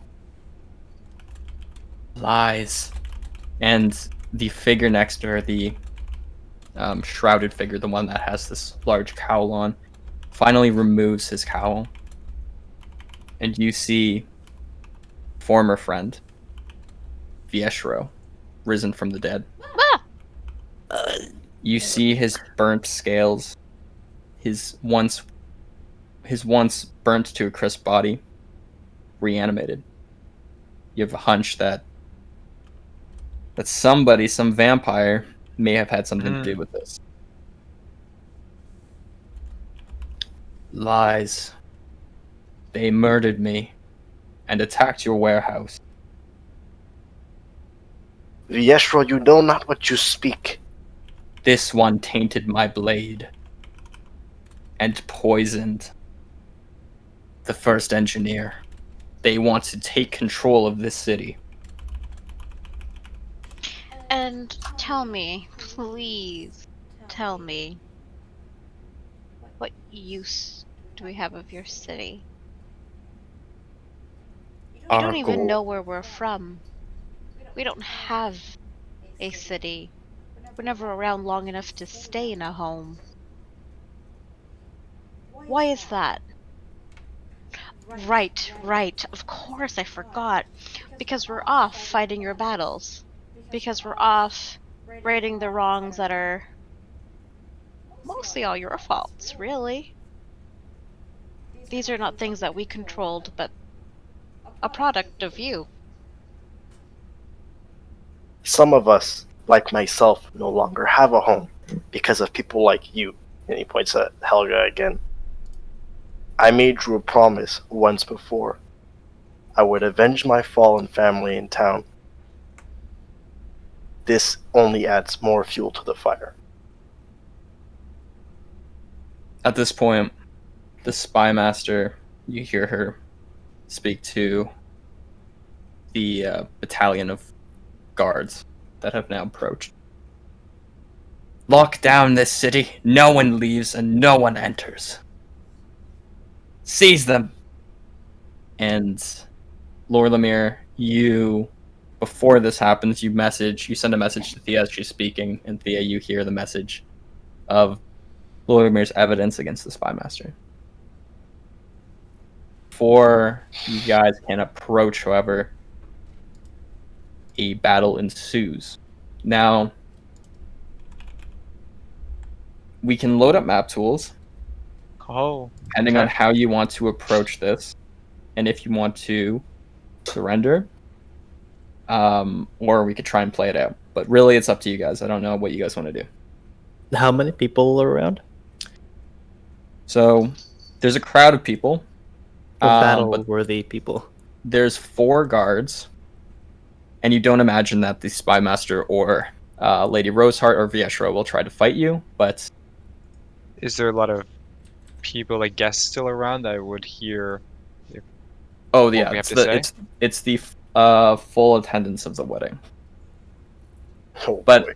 there's such a commotion as the guards try to seize your friends that you could try to show the evidence, but you don't know how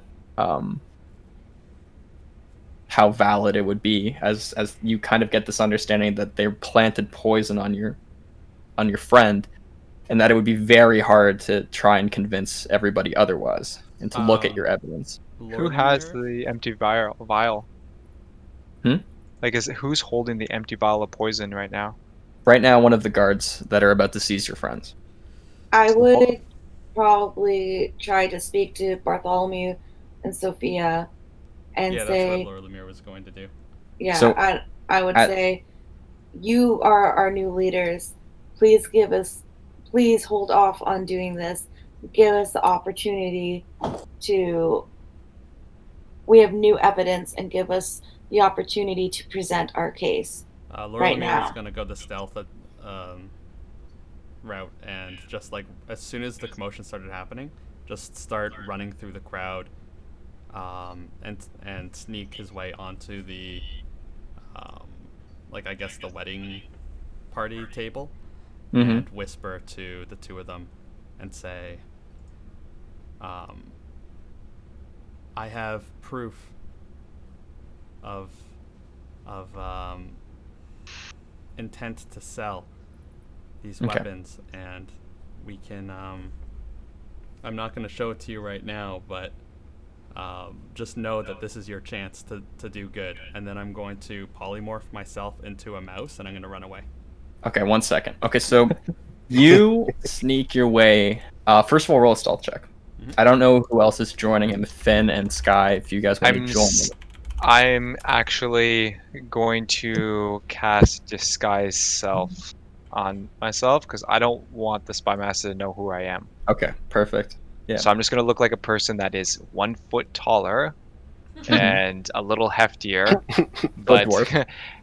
yeah, but kind of a little bit. Yeah, I'm gonna grow mutton chops, big bushy eyebrows, half-shaved head, and but a foot taller, about an extra 30 pounds, and wearing nice, classy clothing. He's made a dwarf again. Just for 1 hour. I'm gonna hide behind something. It's easy enough. You're in a crowd, so like you just hide behind certain people. Mm-hmm. Okay. So Finn, are you joining Lord Lemire on the stage? No, I will stay amongst the crowd, but I'm gonna kind of wander my way through to get closer to our group that is being accused. Okay. So with the timeline of things, Lord Lemire, you successfully sneak your way to the platform. However, you kind of break cover as you get onto this platform and try to speak with Bartholomew. Unfortunately, there's a number of guards stationed there as well. I'd say that you can get off this kind of message to Bartholomew. If there was guards, I would have sent message with the spell at max range, so 120 feet, and then I would have turned myself into a mouse. Okay. So with this timeline, you send this message, and Bartholomew kind of hears this, and he stands up. But with all of this commotion that's going on as the guards try to seize your party, you hear him try to chime up and say, "Wait, wait!" But at this point, same thing with kind of what the rest of your party is trying to do. They're trying to more reason with the crowd, but the crowd is immediately against you ever since the vial was opened and the guard confirmed it was poison. So you do try to send this message, but unfortunately, unless you're fighting these guards will seize you. So how would you like to proceed as speaking is no longer an option? Am I near Finn? Yeah, you guys are beside each other, I'd say. I say, Finn, maybe it's time to use a thunder rock. quiet the crowd, to startle the crowd.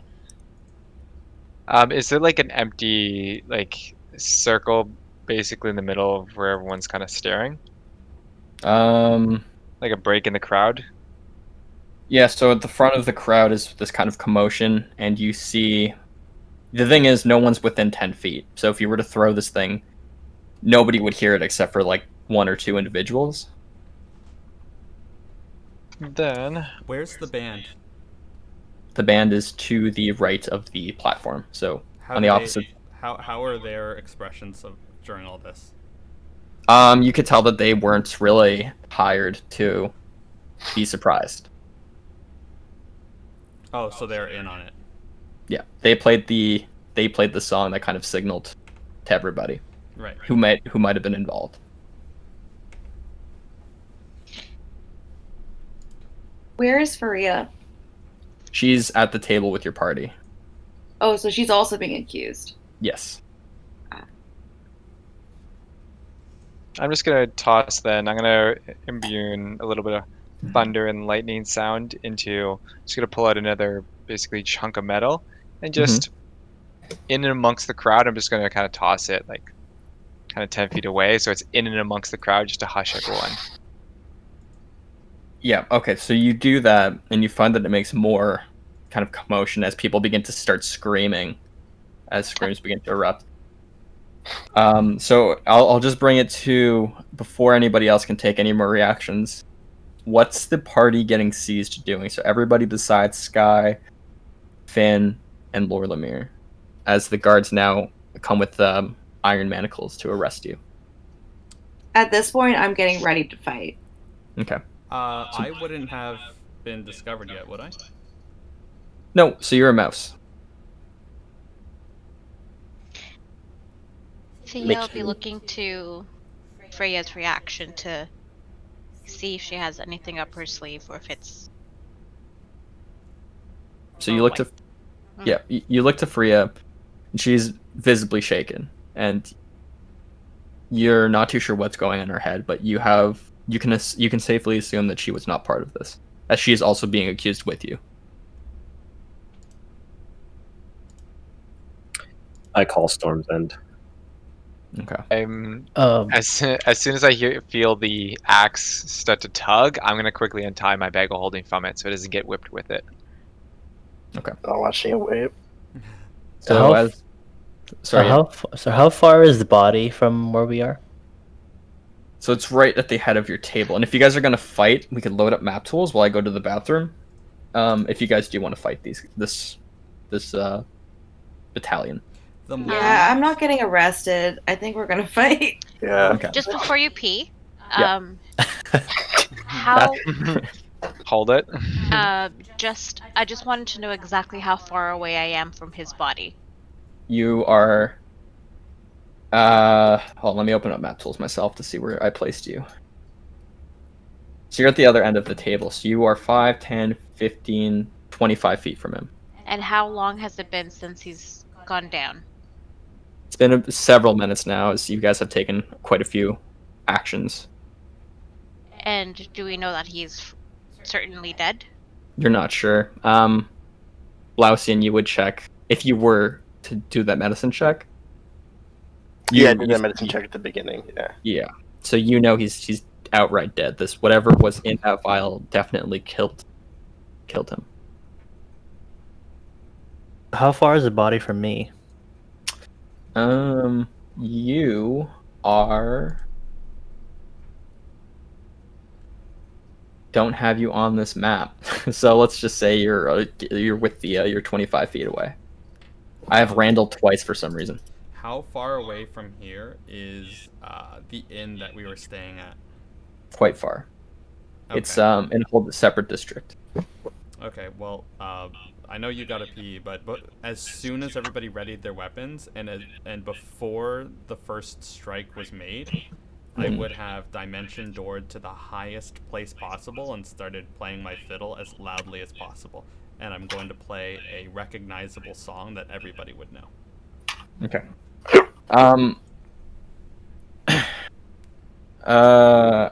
Okay. We'll see how this plays out. So everybody, I'm gonna start the server and put in the new information. And if you don't have, like, I think Virginia and Marco don't have tokens on my new map. So when you get in, just bear with me. I'll assign you guys real fast.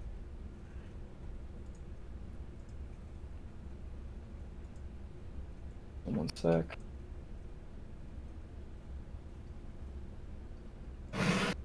So the IP, I'll enter in chat.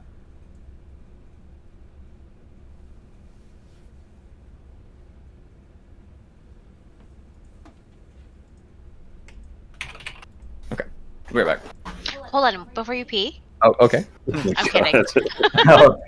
He's just gonna pee his pants now and make it much more easier. All right, be right back.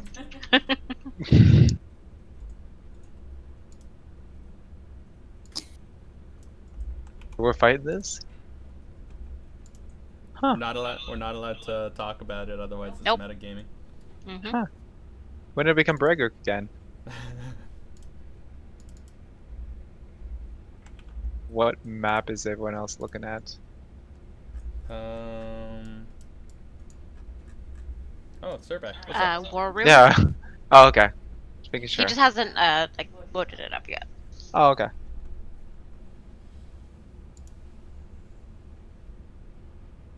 Did the IP change? Yes. Yes, it definitely did. Sorry, mine's still loading. You've got Yeah, boy.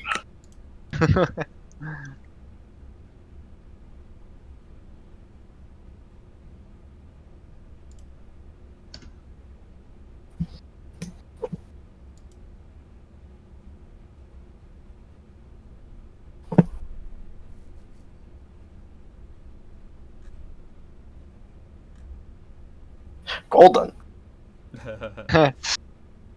He's here to save the day. The one and only soul on Golden? This man's flying through different dimensions. This guy was it? Isn't it Cape of the Montague? What is it? That's still.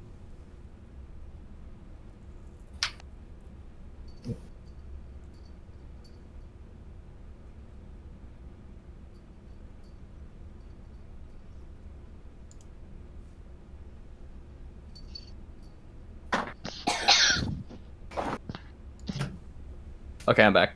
Okay. So, just before we start, I'll make a couple notes. One, no one has armor on besides Finn, Sky, and Lorlamir, which means your armor classes are now 10 plus your dexterity modifier. On top of that, Lorlamir, you wanted to try to teleport up somewhere and like perform a song, but as this kind of battle initiates, as Corhill tries to summon his weapon, she points out to the crowd to kind of win them over a bit more than she already has, saying, "Look, they fight their way out of their justice." And you hear these gasps. So you're not sure. I just don't want you to use any spell slots if you're not going to be successful. So I don't think it would be worth what you're trying to do. Okay. I will also point out to the fellow barbarian that we do benefit from the unarmored defense. Mm-hmm. Yeah. Yeah, I don't have armor either, and I'm batted without it. If that's the case, Lorlamir's gonna run up as a mouse to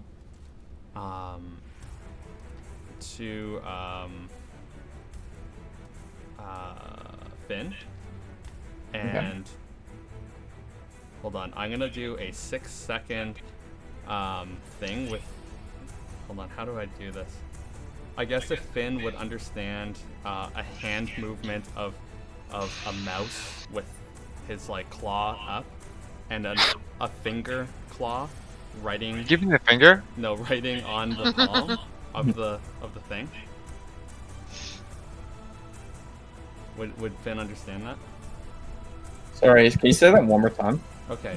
My one mouse hand is flat, Okay. and my other mouse hand has finger up, and I'm writing on, or I'm not. I'm like motioning writing on the hand. Okay. Sure. I too speak sign language. Would you understand that in 6 seconds? Depends what you're I trying to say. Well, I'm not gonna say it because that's metagaming. Okay. Plus, I can't speak with animals. It's a hand gesture. So one of my claws. Oh yeah. Is up, flat, and I have a mouse finger writing on the palm of the flat palm. Do you want me to just roll a perception to see if I can pick that up? Yeah, just make it an intelligence check. Intelligence check? Oh, that's much better than my perception.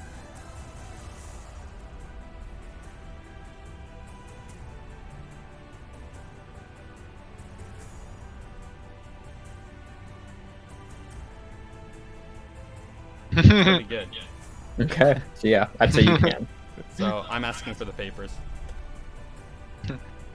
I'm gonna quickly reach in. I'm not gonna slide them all. I'm just gonna grab the one with all like the deals, because you said there was a few different ones, some that outlined plans and stuff like that. The one that would mainly, the one that had all the basically the ledger that kept all the money going back and forth. I'm gonna slide him that paper. Okay. So I'm gonna use the sleight of one with hand dude's to hand. kind of. I'm gonna use sleight of hand to rifle through the pages to get the correct one to him. All right, so I'm going to take that, jam that into the Spymaster's bag folding, and I'm going to run off towards the inn. Towards the inn? Yeah, far as fuck. Okay. Awesome. Okay. So I'm just going to clear you from this. Is everyone on the map currently? Yep. Okay. I think so. Okay, so seeing your lead, Talia's going to go with you for Lemire. I'm also gonna make a. So did the axe? The axe already went to Corhill, right? Yeah. At this point, yes.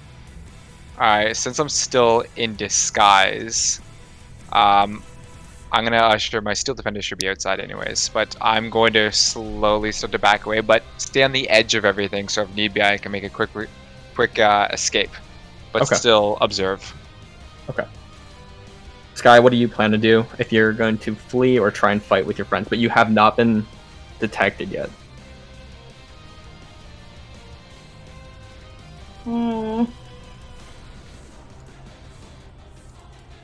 I think I'm going to still hang out in the background and like I'm still gonna be ready, but I'm not gonna like be in the center of everything. I'm gonna wait and see what happens. Okay, so like Finn, you guys are kind of staying there, but Lord Lemire and Talia have ran back somewhere, presumably back to the tavern. So everybody else who is now fighting, you're currently unarmored, you have no items, and right now Corhill has all your weapons. So, you're surrounded by 4 guards. Is everyone able to see the map right now? Yep. Okay. Alright. Then everybody can roll for initiative. Should I also roll as well? Yeah. You as well, Finn. Roll. Okay, initiative 2. Okay. 22, baby, let's go. Is it too late to change my mind and say that I'm a pigeon and not a mouse? I'd say since you RP'd as a mouse, that you are a mouse. Alright, fine. Junior with that nat 20. Hey, Oh no. I'm back. She's back, ladies and gentlemen. Right, 18, rolling? 18 20, let's go. Watch my first roll be like a 1. Perfect. You rolled a nat 20, so that it's gotta even out, you know. I'm gonna make a prediction, and every single roll that you make is going to be a 20. Including modifiers. May the universe hear ya. A natural 20, I mean.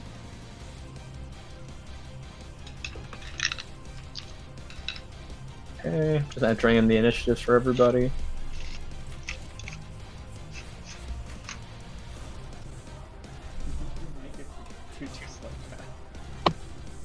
Oops.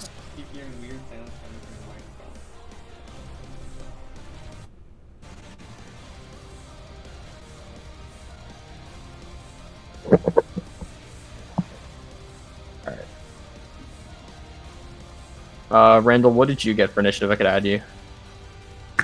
Oh yeah, sorry. I got I think it was 11. Virginia's Virginia's on the wrong map. Can you just Oh yeah. No worries. Thanks though. Let's see. I didn't know how to do it. Raven's so- journal. Oh, all good. See you later. See ya. Thank you. Okay. No worries. So let's sort this. Believe everybody's on there. You guys could probably take a look. Also, are we all fighting the Spymaster, or is she going to be on here? The Spymaster is currently on the stage, but if you guys want to, shoot her or like run up to her, I could add her onto the map. But I'm not too sure what your game plan is here. If you just want to try and kill all the guards, but I guess we could figure that out in combat. I'll make a token for her if you guys want to try and fight her now. So remind me. You said I have my weapon, but I'm also holding everyone's, or am I just holding the bag? So you have your weapon for your first turn.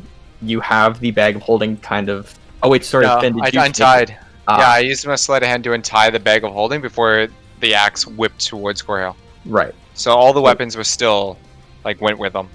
Okay, so everybody is not sure where their weapons are because the plan was that Corhill would kind of have your weapons tied to his weapon, but you don't see any bag. You don't see Finn's bag of holding, so you assume the plan has kind of gone to shit. Figured. Okay, cool. So all of us. So I'm confused. We don't know where our stuff is at. Yeah, because Finn is forgot. currently Finn's under disguise right now, so you don't recognize Finn, but you recognize Sky if you look to the left. But you're not sure what your weapons are, because the plan was that if you guys needed your weapons, it would be tied to Corhill's weapon, Storm's End, but there's nothing there right now. You just got it. It's all that dark iron, dude. Okay, so Aldrea, it's your turn now. So you could use your unarmed strike. You try and punch them. Sorry, to punch the steampunk guards? Yeah. Or... Yeah. So right now it seems that your party wants to try and fight their way out of this situation. But you don't have your weapon, so you'd have to use your fists. I was under the impression that all we did was the weapons were tied together with rope that we had back at the place, and then we just tied on the bag of holding so I can carry them. No, it would be inside the bag of holding. The bag of holding would be attached to the storm end. Okay. But the only weapon we put inside of it was the bow.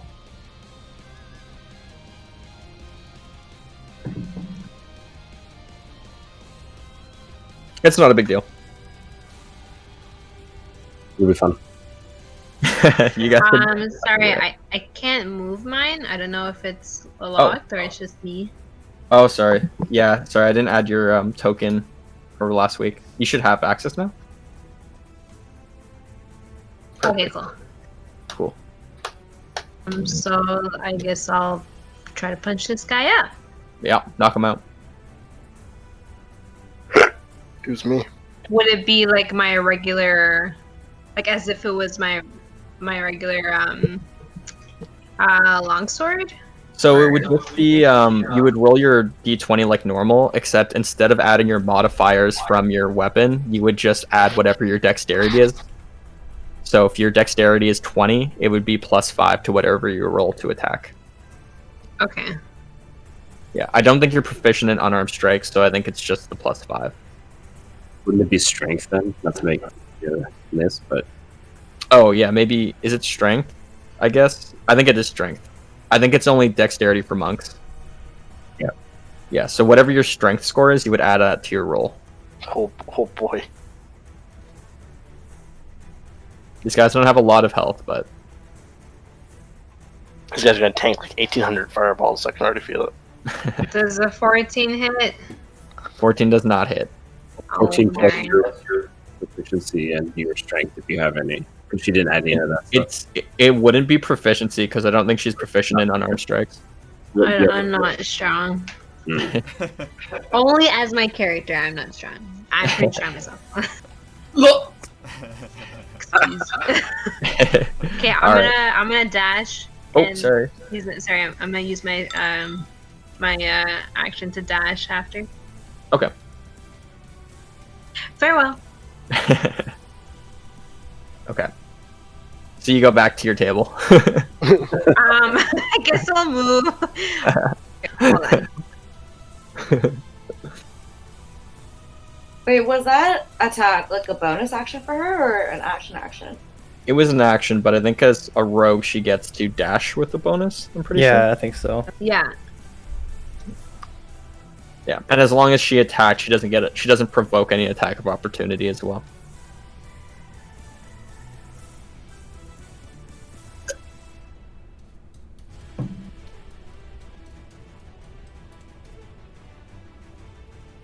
Okay, I end my turn. Lausian. I am going to cast Slayer's Prey on Steam Guard Punk 2. Okay.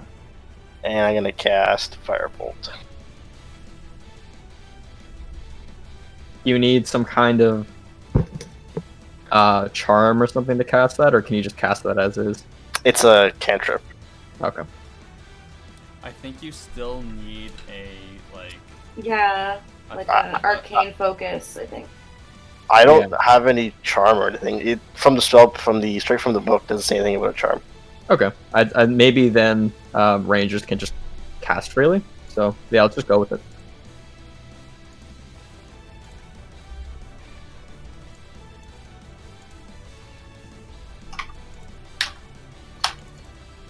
Oh fuck.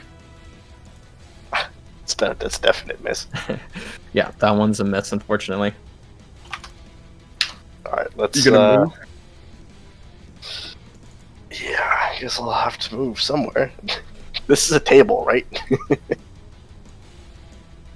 It's a table, yeah. So you could jump on it.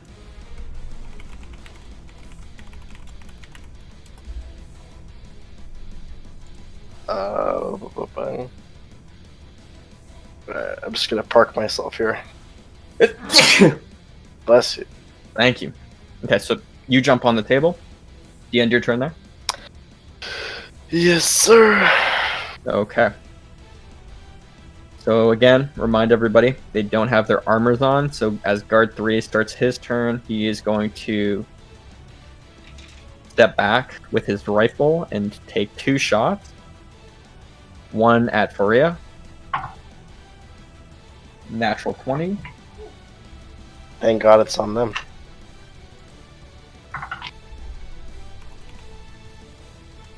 Okay.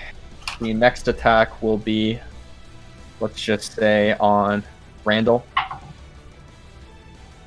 The natural 17 plus 4 is 21.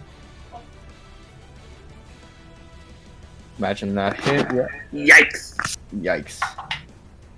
Okay, so you take 11 piercing damage. For his bonus action, he is going to throw some kind of contraption at Bran. It looks to be some type of metallic ball. No, that's a grenade. Yeah, your turn. How far is where? Hold on. Where is it? Show me. It is under his feet. Okay. I'm gonna go here. Uh-huh. And I'm gonna kick it here. Okay. As your foot touches it, make a strength saving throw. A strength saving throw? Mm-hmm. Jesus.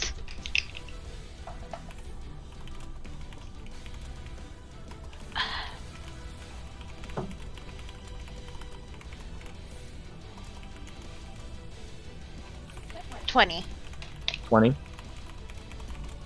As you kick it, you feel the metallic ball latch onto your leg. And as it does, it begins to take over your leg until you are restrained. Whose leg is this?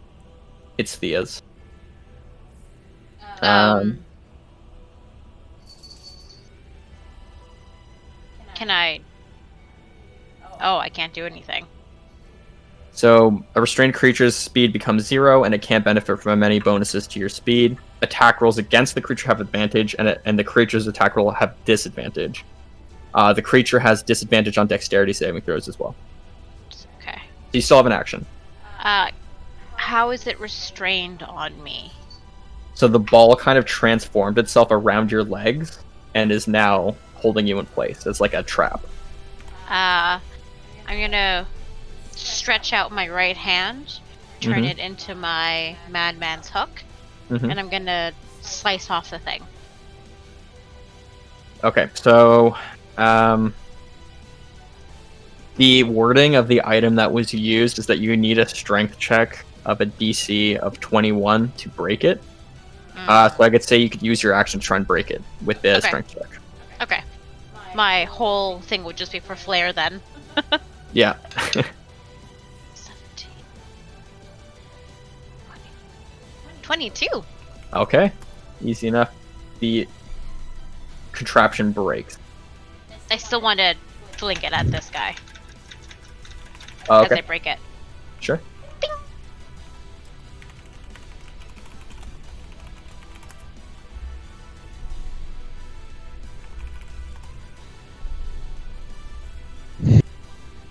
All right. Anything else for your turn? Nope. All right. Now, yeah, no, that ends my turn. Okay. Guy, so it's your turn. You're not sure how to approach this, but what do you think you want to do? Seeing that, the plan didn't work with the weapons thing, and they are defenseless, I would go in and try to help them out. Okay, so you do have your weapon and your armor, so Yeah. feel free to fight as normal. Okay. But what, you say, I would have started here, where I currently am, or? Yep. So you kind of stayed in the back, not sure of how to approach, but Okay. you're currently undetected by everybody. If you wanted to flee, but you could try and fight and help your friend. In.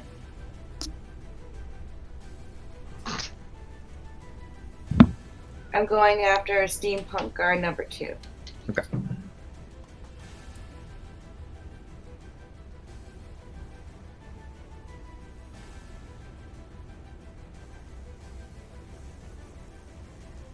.26 definitely hits.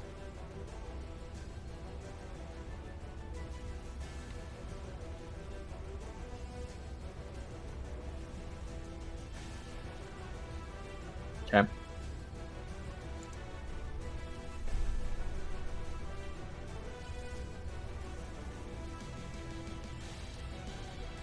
.16 just hits.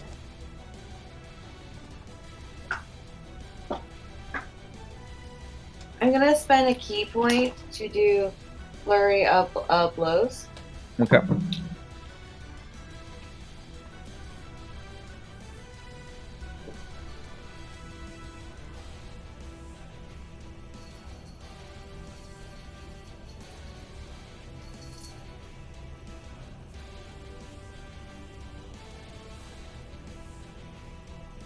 Okay.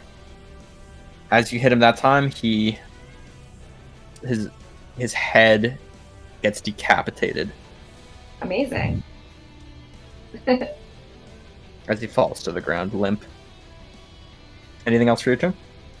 I think I would just stay where I am readied. Okay. At the end of your turn, you hear the Spymaster, or you hear the crowd kind of erupt in screams as they now begin to try and flee from this fight. The next turn is one of the guards, who's going to launch 2 attacks with his rifle, one against Randall and one against Thea. So 15, I think Randall, that probably hits unless your dex is over 20. And Thea, 21. Okay. So for Randall, you take 13 piercing damage. Thea, you take 8 piercing damage. Okay. For his bonus, he's going to launch another metal contraption against Randall. So Randall, at the start of your next turn, is going to have you make a strength saving throw. So, Corhill, your turn. All right.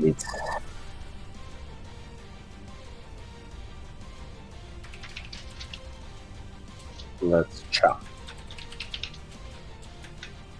I'm assuming you're raging as well. Yes.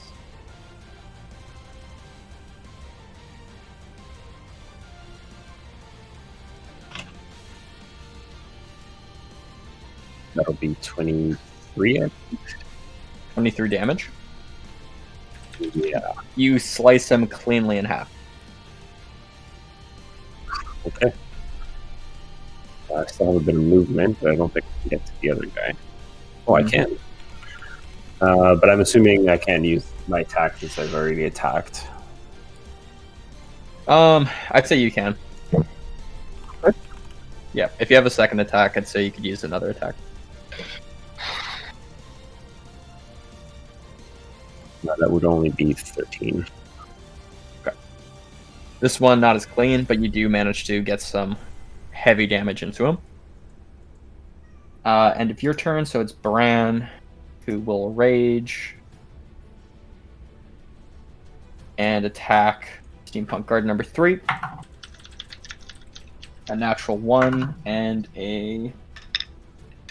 another miss, actually, as he doesn't have his weapon. All right, Randall. So to make a strength saving throw.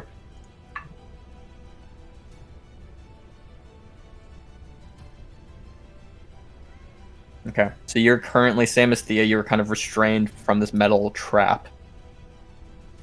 You could still take your turn, but attack rolls would be at disadvantage. And your speed is now 0.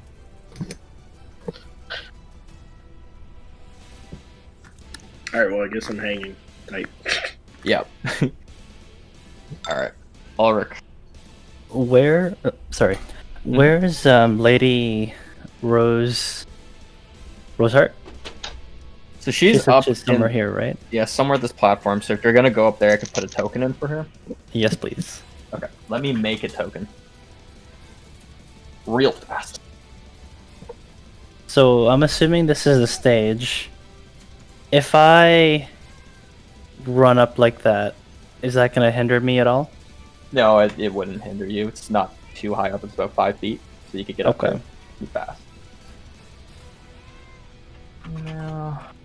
This probably doesn't even look like her. Just quickly scanning Google, but it's just for the sake of a token.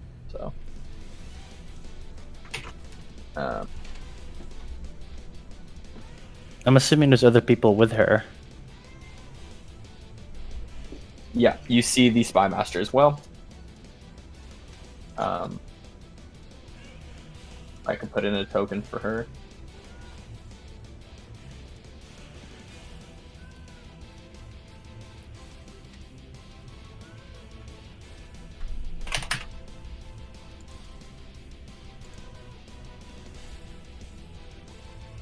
And sorry, I'm gonna quickly make a Spymaster as well. I guess the body's somewhere in the stage as well. The body's right here. Oh, Gotta kill Lady Rosehart.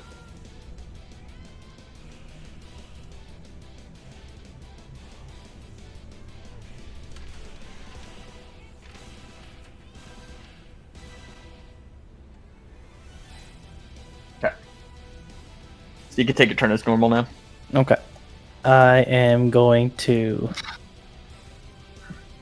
get up and get on the stage, and I will rage for my bonus, and then grapple Lady Rosehart. Okay, so make a I think it's just a strength check, right? Let me see.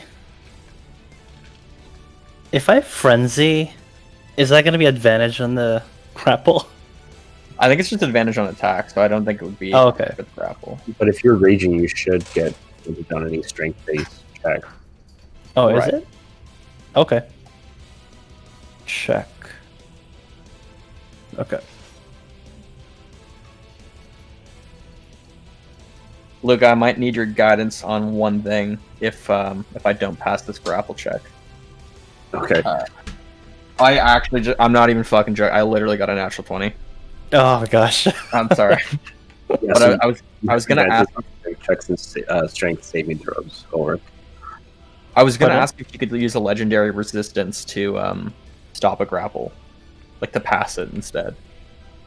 I think that only works for saving throws, legendary resistances. Okay, If it's a strength check, then I don't think you can use it for that. gotcha. But you're the DM, so you can do whatever you want. No. If Like it's... roll a natural 20. So Ulrich, do you have anything else you want to do? I think that's it. Okay, so Finn. Yeah. Okay, so not wanting the evidence that we've collected to go towards the guards and the Spymaster, what I'm going to do is, using sleight of hand, there's a bunch of people should be around me, right? Yep. Like people scattered. I'm going to grab one of the cloaks off of someone. Okay. Like, basically just rip it off as they run by. Quickly dump the weapons into that cloak. Kind of quickly try to bind it up. Throw it on my onto my steel defender's horns. Just kind of like pinned there, basically. So you want to use a mage hand for this, right? No. Mage hand only goes 30 feet. So wait, how are you grabbing the cloak from somebody? Someone's running by me. So that's why I asked if there's people around me, or are they not that close? You're kind of on the other side. All the tables would be kind of down here. Alright. But if you want to place all the weapons down, I mean, definitely can. No, then I'll use mage hand then. If they're not that close then, I thought they were like right beside me, like around me. If they're not that close, I'm gonna use summon mage hand to grab just the closest cloak, or large piece of cloth kind of thing that's no more than 10 pounds. But as long as it's within 30 feet, so the max it's going to be able to move is like basically the table that's here. Okay. I'd say you could grab a cloak. Yeah. That's all I need. So yeah, the cloak is here, but there's nothing currently in it. Cool. So I'm gonna grab the cloak. So it says I can manipulate the object. It doesn't say how many times I can manipulate it per my turn. So can I pull the cloak back to me? Yeah, I'd say within this turn you could summon it and bring it back to you. Cool. And then I guess that is it for his turn. Okay. Anything you want to do with your bonus action with your pet? Yeah, my bonus action, I'm gonna order my defender to actually no, he's gonna stay put. Okay. So the next turn would be Farias, who is in the same boat as you all, and she doesn't have a weapon. She's going to try and strike down a guard. Hit, actually. Which is a d4 plus her strength. 3 damage. And at the end of her turn, you see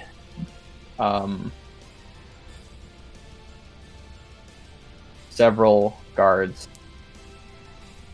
begin to show up on both sides.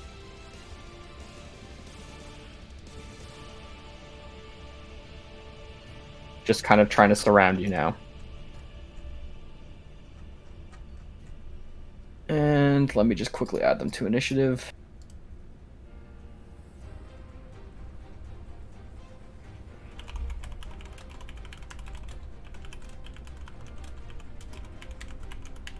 And let's just get right through them.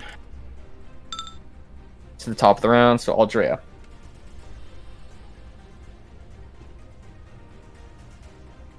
Where's Finn? Alright. I'm gonna go. I'm gonna use my 2 actions to. Yeah, I'll use 1 action to dash.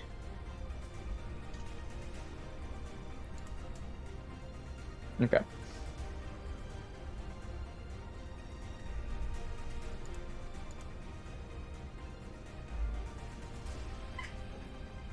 Bless you. And I'll dash.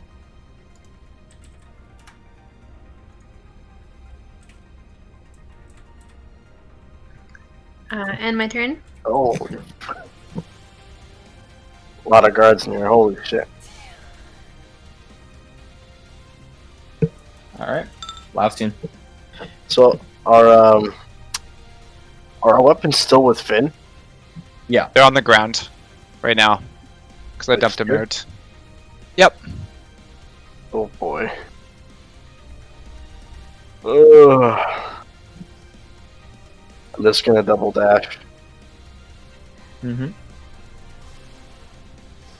I'm assuming that to pick up my weapon would be a full action.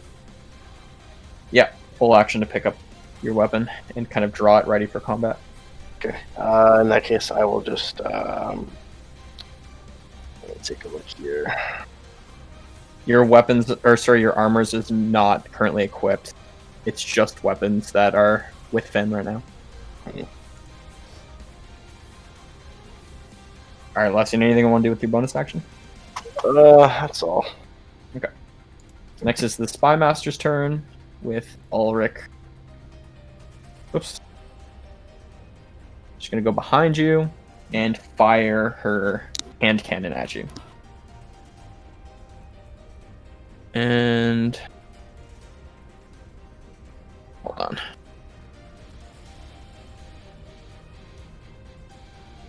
Eldriana, I think you went on top of my character. Oh yeah, did I? It's okay. I could, oh, there you go. Oh, I'm so sorry. It's all, no, it's good. It's all good.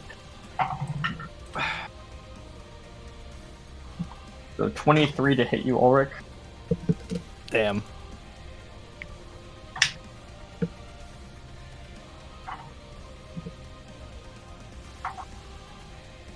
So 15 bludgeoning damage as she fires this cannon from her arm at you directly.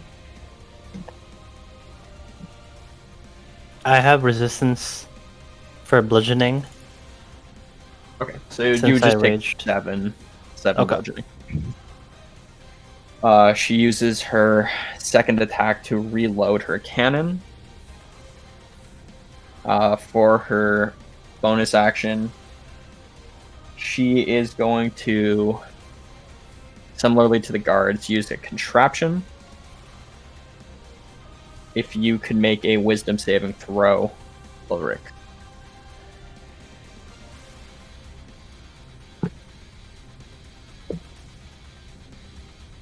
Wisdom. Yep. Come on. Ugh. Okay. As you look to her, as she fires this cannon to you, you see her have take out this pen from her pockets. When she presses it down, a very bright light illuminates from it, stunning you for a minute, and you could repeat the DC for it at the end of all your turns going forward, up to a minute. Okay. Okay. So Steampunk Guard 3, I'll just take all the Steampunk Guards in one go. We'll attack Freya again. This one's going to miss. For his second attack, that will also miss.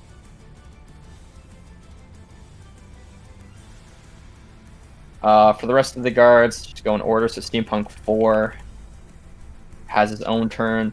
So the rest of the Steampunk guards, so it's 8 times 2, so 16 shots in total. We'll just do 2 against Faria again. That one hits. Hits.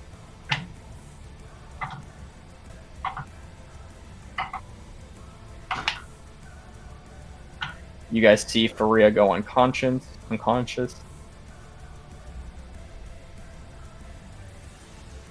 2 will be fired against Bran. 2 hitting.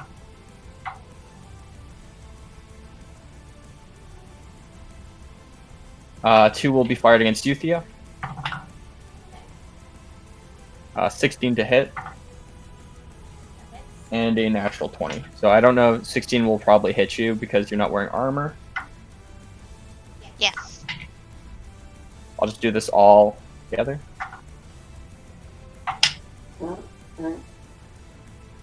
So it's going to be 31 damage piercing with Okay. the natural 20. Alright. 2 will be shot against you, Corhill. All right. 19 and a 12. The 12 misses. One. The first one, or the only one, is 13 damage for you. Half, I believe, right? To 6. Is it because of barbarian things? Yeah. It's piercing damage, so I think you're resistant to it. I'm raging, right? Yeah. Okay. 2 against you, Eldrea. But you said it was 13? 13, yeah. The first one's going to miss for sure, because it doesn't even hit 10. And the second one misses you. So Sky, 2 against you. Wow, it's going to miss as well. That's better. So 23 to hit. And What is this? it's one of the guards. Well, like, what type of attack is it? It's a ranged attack. Alright, I'm gonna use my reaction to deflect missiles then. Okay. So the damage that you would be taking is 6. I'm not too sure how that spell works.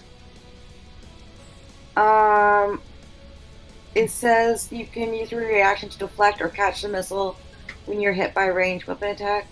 When you do so, the damage is reduced by 1d10 plus my dex plus my monk level.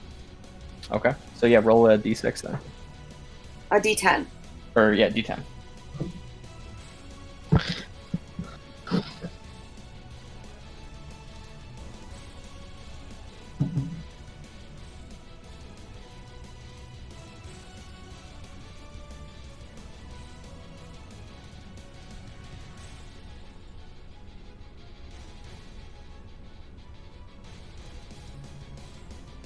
Wow, that's rude.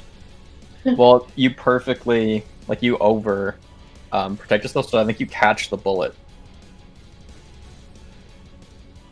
No, it's only if if I reduce the damage to 0, then I can catch it for I can catch it then in that case. Yeah, so it was 6 piercing damage, so you were able to catch the bullet. Oh, sick name. Okay. So there's going to be 2 against Ulrich as well. Say it again. Sorry. There's going to be 2 attacks placed against you. Okay. The first one's going to be 15. It just hits. Yeah. They're both going to hit in that 15 hit, so...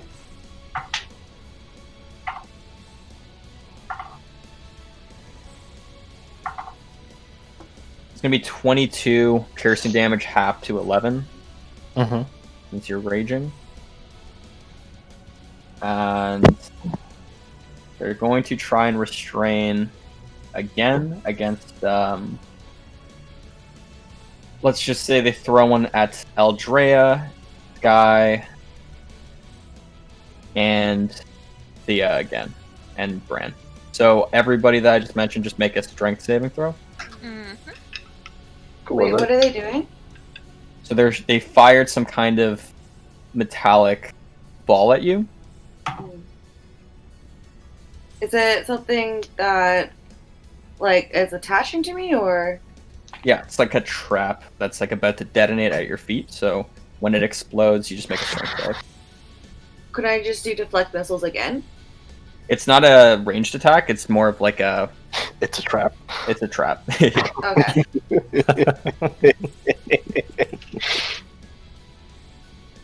Is anyone in particular shooting the traps, or everyone can do it? I don't All have the a guards weapon. have the power to. So No, like the All the guards. all the guards. Okay. Mine's 20 unnatural. okay. Still just under. The DC is 21. You are become restrained.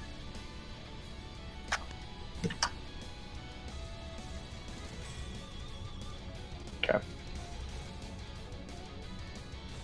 So Bran, Sky, Aldrea, I'm not too sure what you got, but Randall as well was restrained. The one after the other, your party members begin to get trapped.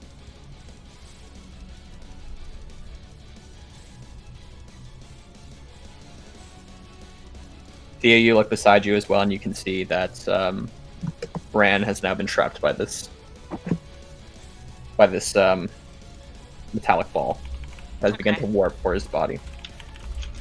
Aldrea, you could just type what you get for the strength saving throw whenever you do, but we'll end the steampunk turn and go to Thea. Okay. So I'm gonna go right to this little fucker. Mm-hmm. Right over here. And I'm gonna attack him. Okay. Aldrea, you also get restrained by this trap.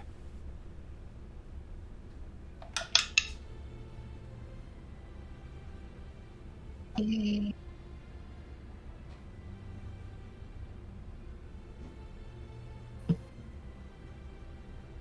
18 to hit. That hits. Excellent. Oh, fuck. 10 damage. Okay. He falls. Where was I? Was I here? Yeah. Okay.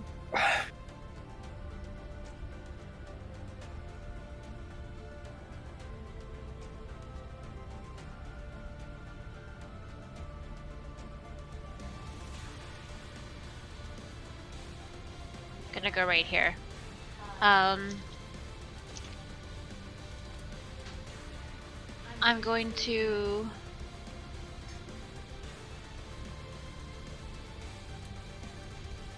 cast Cure Wounds on Freya. Okay. Oh, no, I'm sorry, that's not what I meant to do. I'm going to cast my Healing Light. Gotcha. That's a bonus action. Yeah. Okay. So she gains consciousness again.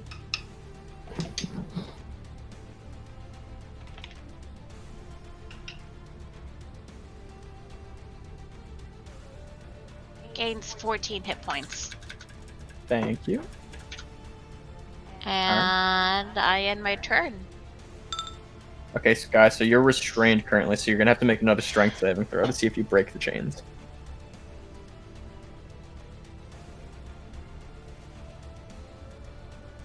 Are these chains like, are they just like lassoed around them? Is it on the ground? How's it restraining them? So it looked when it was thrown at their feet as like a kind of, think of like a rubber band ball but metal, and when it's thrown at you, they kind of speak some kind of command word to release it, and as it does, it kind of expands and changes shape and kind of wraps around you, Doctor Strange style, and like begins to warp this metal around your legs to stop you from moving. Also, what's the range? How far can they throw it? I believe it's maximum 40 feet, which I think you just made from the guy that was right here. Yeah, it was 25 feet away. Okay. I got 19. Okay, so you're still restrained. Okay. Okay, so it's the steampunk guard's turn. They're going to try and trap Thea, Faria, Corhill now. So the three of you will have to make strength saving DCs. Ooh. Being restrained.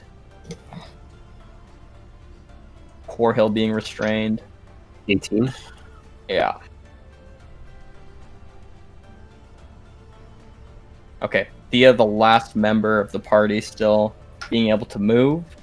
They're going to all fire at you, or they're all 8 of them are pointing their rifles at you, Thea. It's up to you if you want to surrender or try to escape or Wait, fight back. I'm not restrained. Yeah, Lucian's not. Oh. Okay. Oh, it's up to you two. I ain't never given a home. I gotta kill.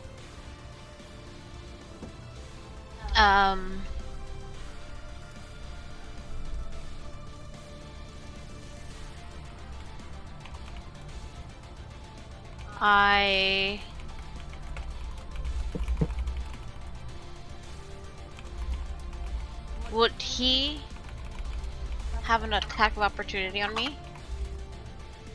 They all have ranged weapons right now, so none of them would have attacks of opportunity. Sweet. Okay.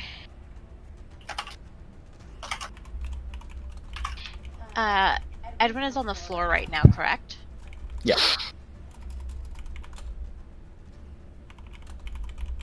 I'm gonna go right here. Mm-hmm.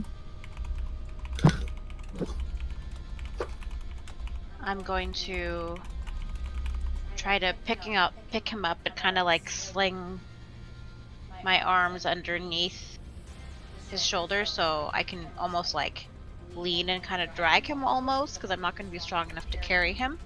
Okay. And I'm going to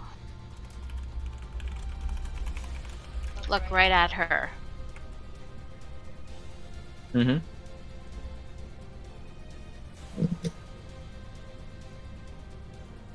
And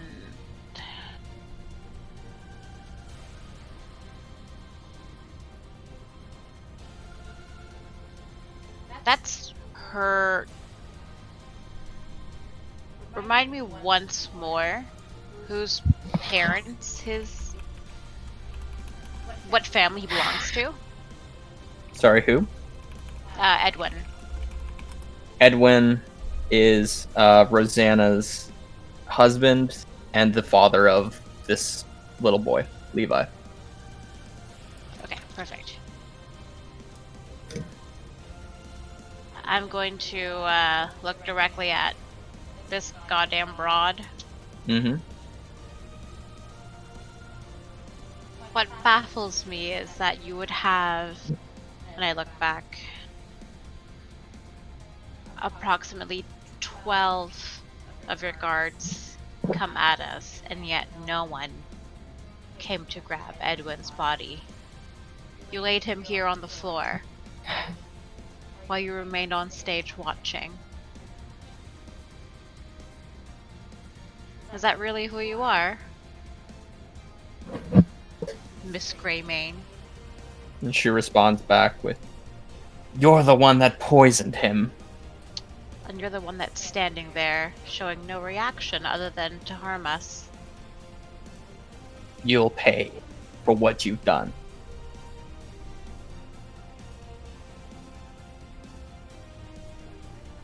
I put his body more on the table here so he's not laying on the floor. Mm-hmm.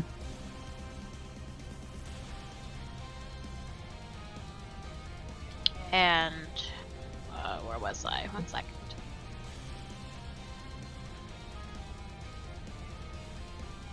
Oh, perfect. I have just enough room. Go right here.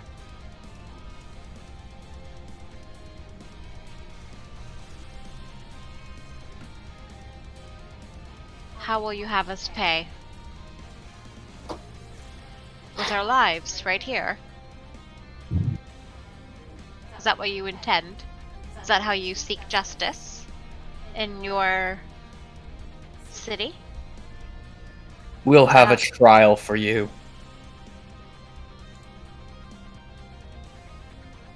And then you can rot in our jails for the rest of your lives.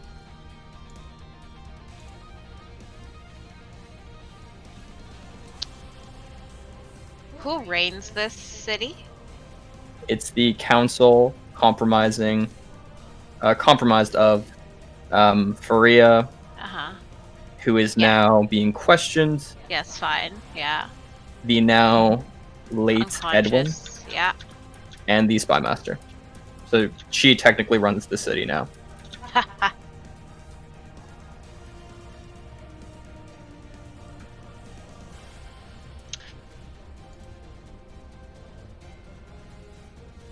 And who will be judging our trial? I will. Absolutely not. It is not up for you to decide, murderers. And yet you will give me an unfair trial? Are you not biased towards us right now, thinking that we're already guilty? You can plead your case. Not to you. I won't. That is not up for you to decide. I demand a fair trial. I know my rights. Is that how you want to reign the city, now that you've had Edwin killed and Freya questioned? The city belongs to you now, right? Funny how that just happened to land on your laps. I will watch over the city until a council can be reorganized. Wonderful, and then when that council's reorganized, maybe then we can have a fair trial, I suppose. Then for now, you can rot in our cells. Absolutely not, that's not how this works. Okay? How are you proceeding? Are you going to try and escape? Because technically it's the guards' turn, so they could take their 16 shots at you.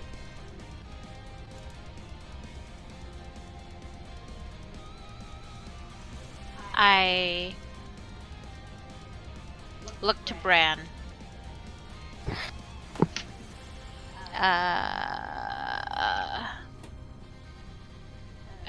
1 second.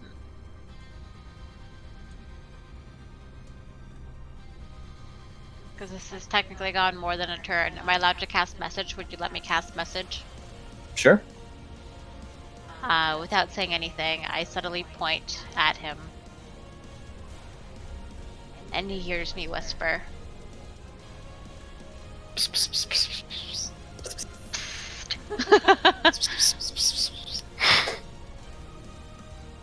We broke out of jail once. What's another time?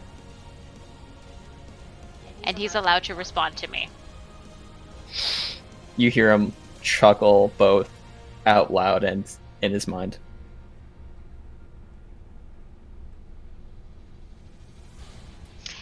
I straighten up my dress because I'm not used to looking so pretty and being in battle. Alright, Miss Miriam Greymane.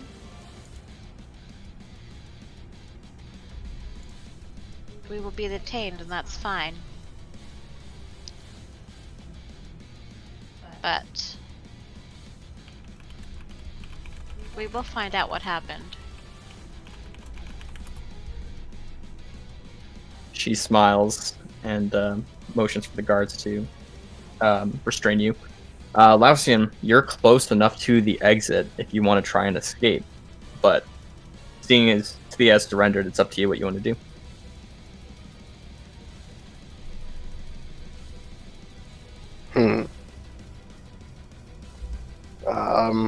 At this point, I'm gonna turn to Finn.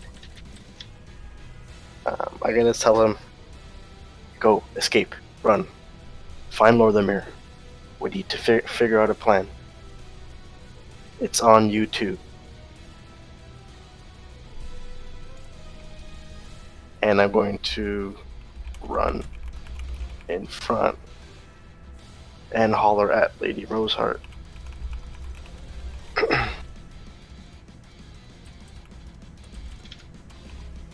It's funny how Philandrim still can't fight his own battles.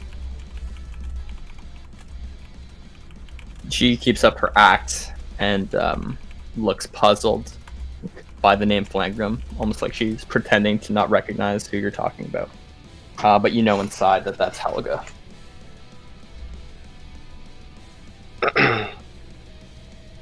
Can I cast Zone of Truth? Sure. Okay, so perfect. She's in range. so she cannot lie to any of the questions that I am asking. Mhm. Helga, why are you here? Is your name really Lady Roseheart? Instead, she says, "Look, he casts satanistic rituals." Tis only a ritual of truth to which you have fallen victim to. And yet has still not produced an answer. Save it for your trial. The truth has come out here in more ways than one. It will come out again. As you speak those last words, you feel your arms being restrained from behind as the guards have approached you at the end have quickly put you in iron manacles. And that is where we'll end tonight's session. Damn, son. Oh boy, I didn't expect it to go down like this. I knew I'd get you all with the Me neither. That was quite a red twist. wedding music. Yeah, I was surprised. I was surprised you guys didn't steal all of her things. I was really banking on that. The player Good. me really wanted to, but Guy wouldn't. It's really hard. Good work, everybody. Wow. The, Eve never wanted to. This is the Good first game, time guys. ever I played a character who Is nice. Is It good, was smart, smart. musician, Yeah. not stealing things. I was very pleasantly surprised at the fact that you guys didn't steal all that shit. I laid it out for you. I thought you guys were gonna take it. I was gonna burn down the room, but that's depending on how things went. Mm. I think this is the smartest character I've probably ever made. Razik was pretty smart. No, Razik was wise. Shit. Well, I hope you guys enjoyed. It was a Um, good That was time. fun. I came up with that idea a year ago, so I'm glad to finally have that kind of play out. Saving it up. Yeah. When it comes to like all the writing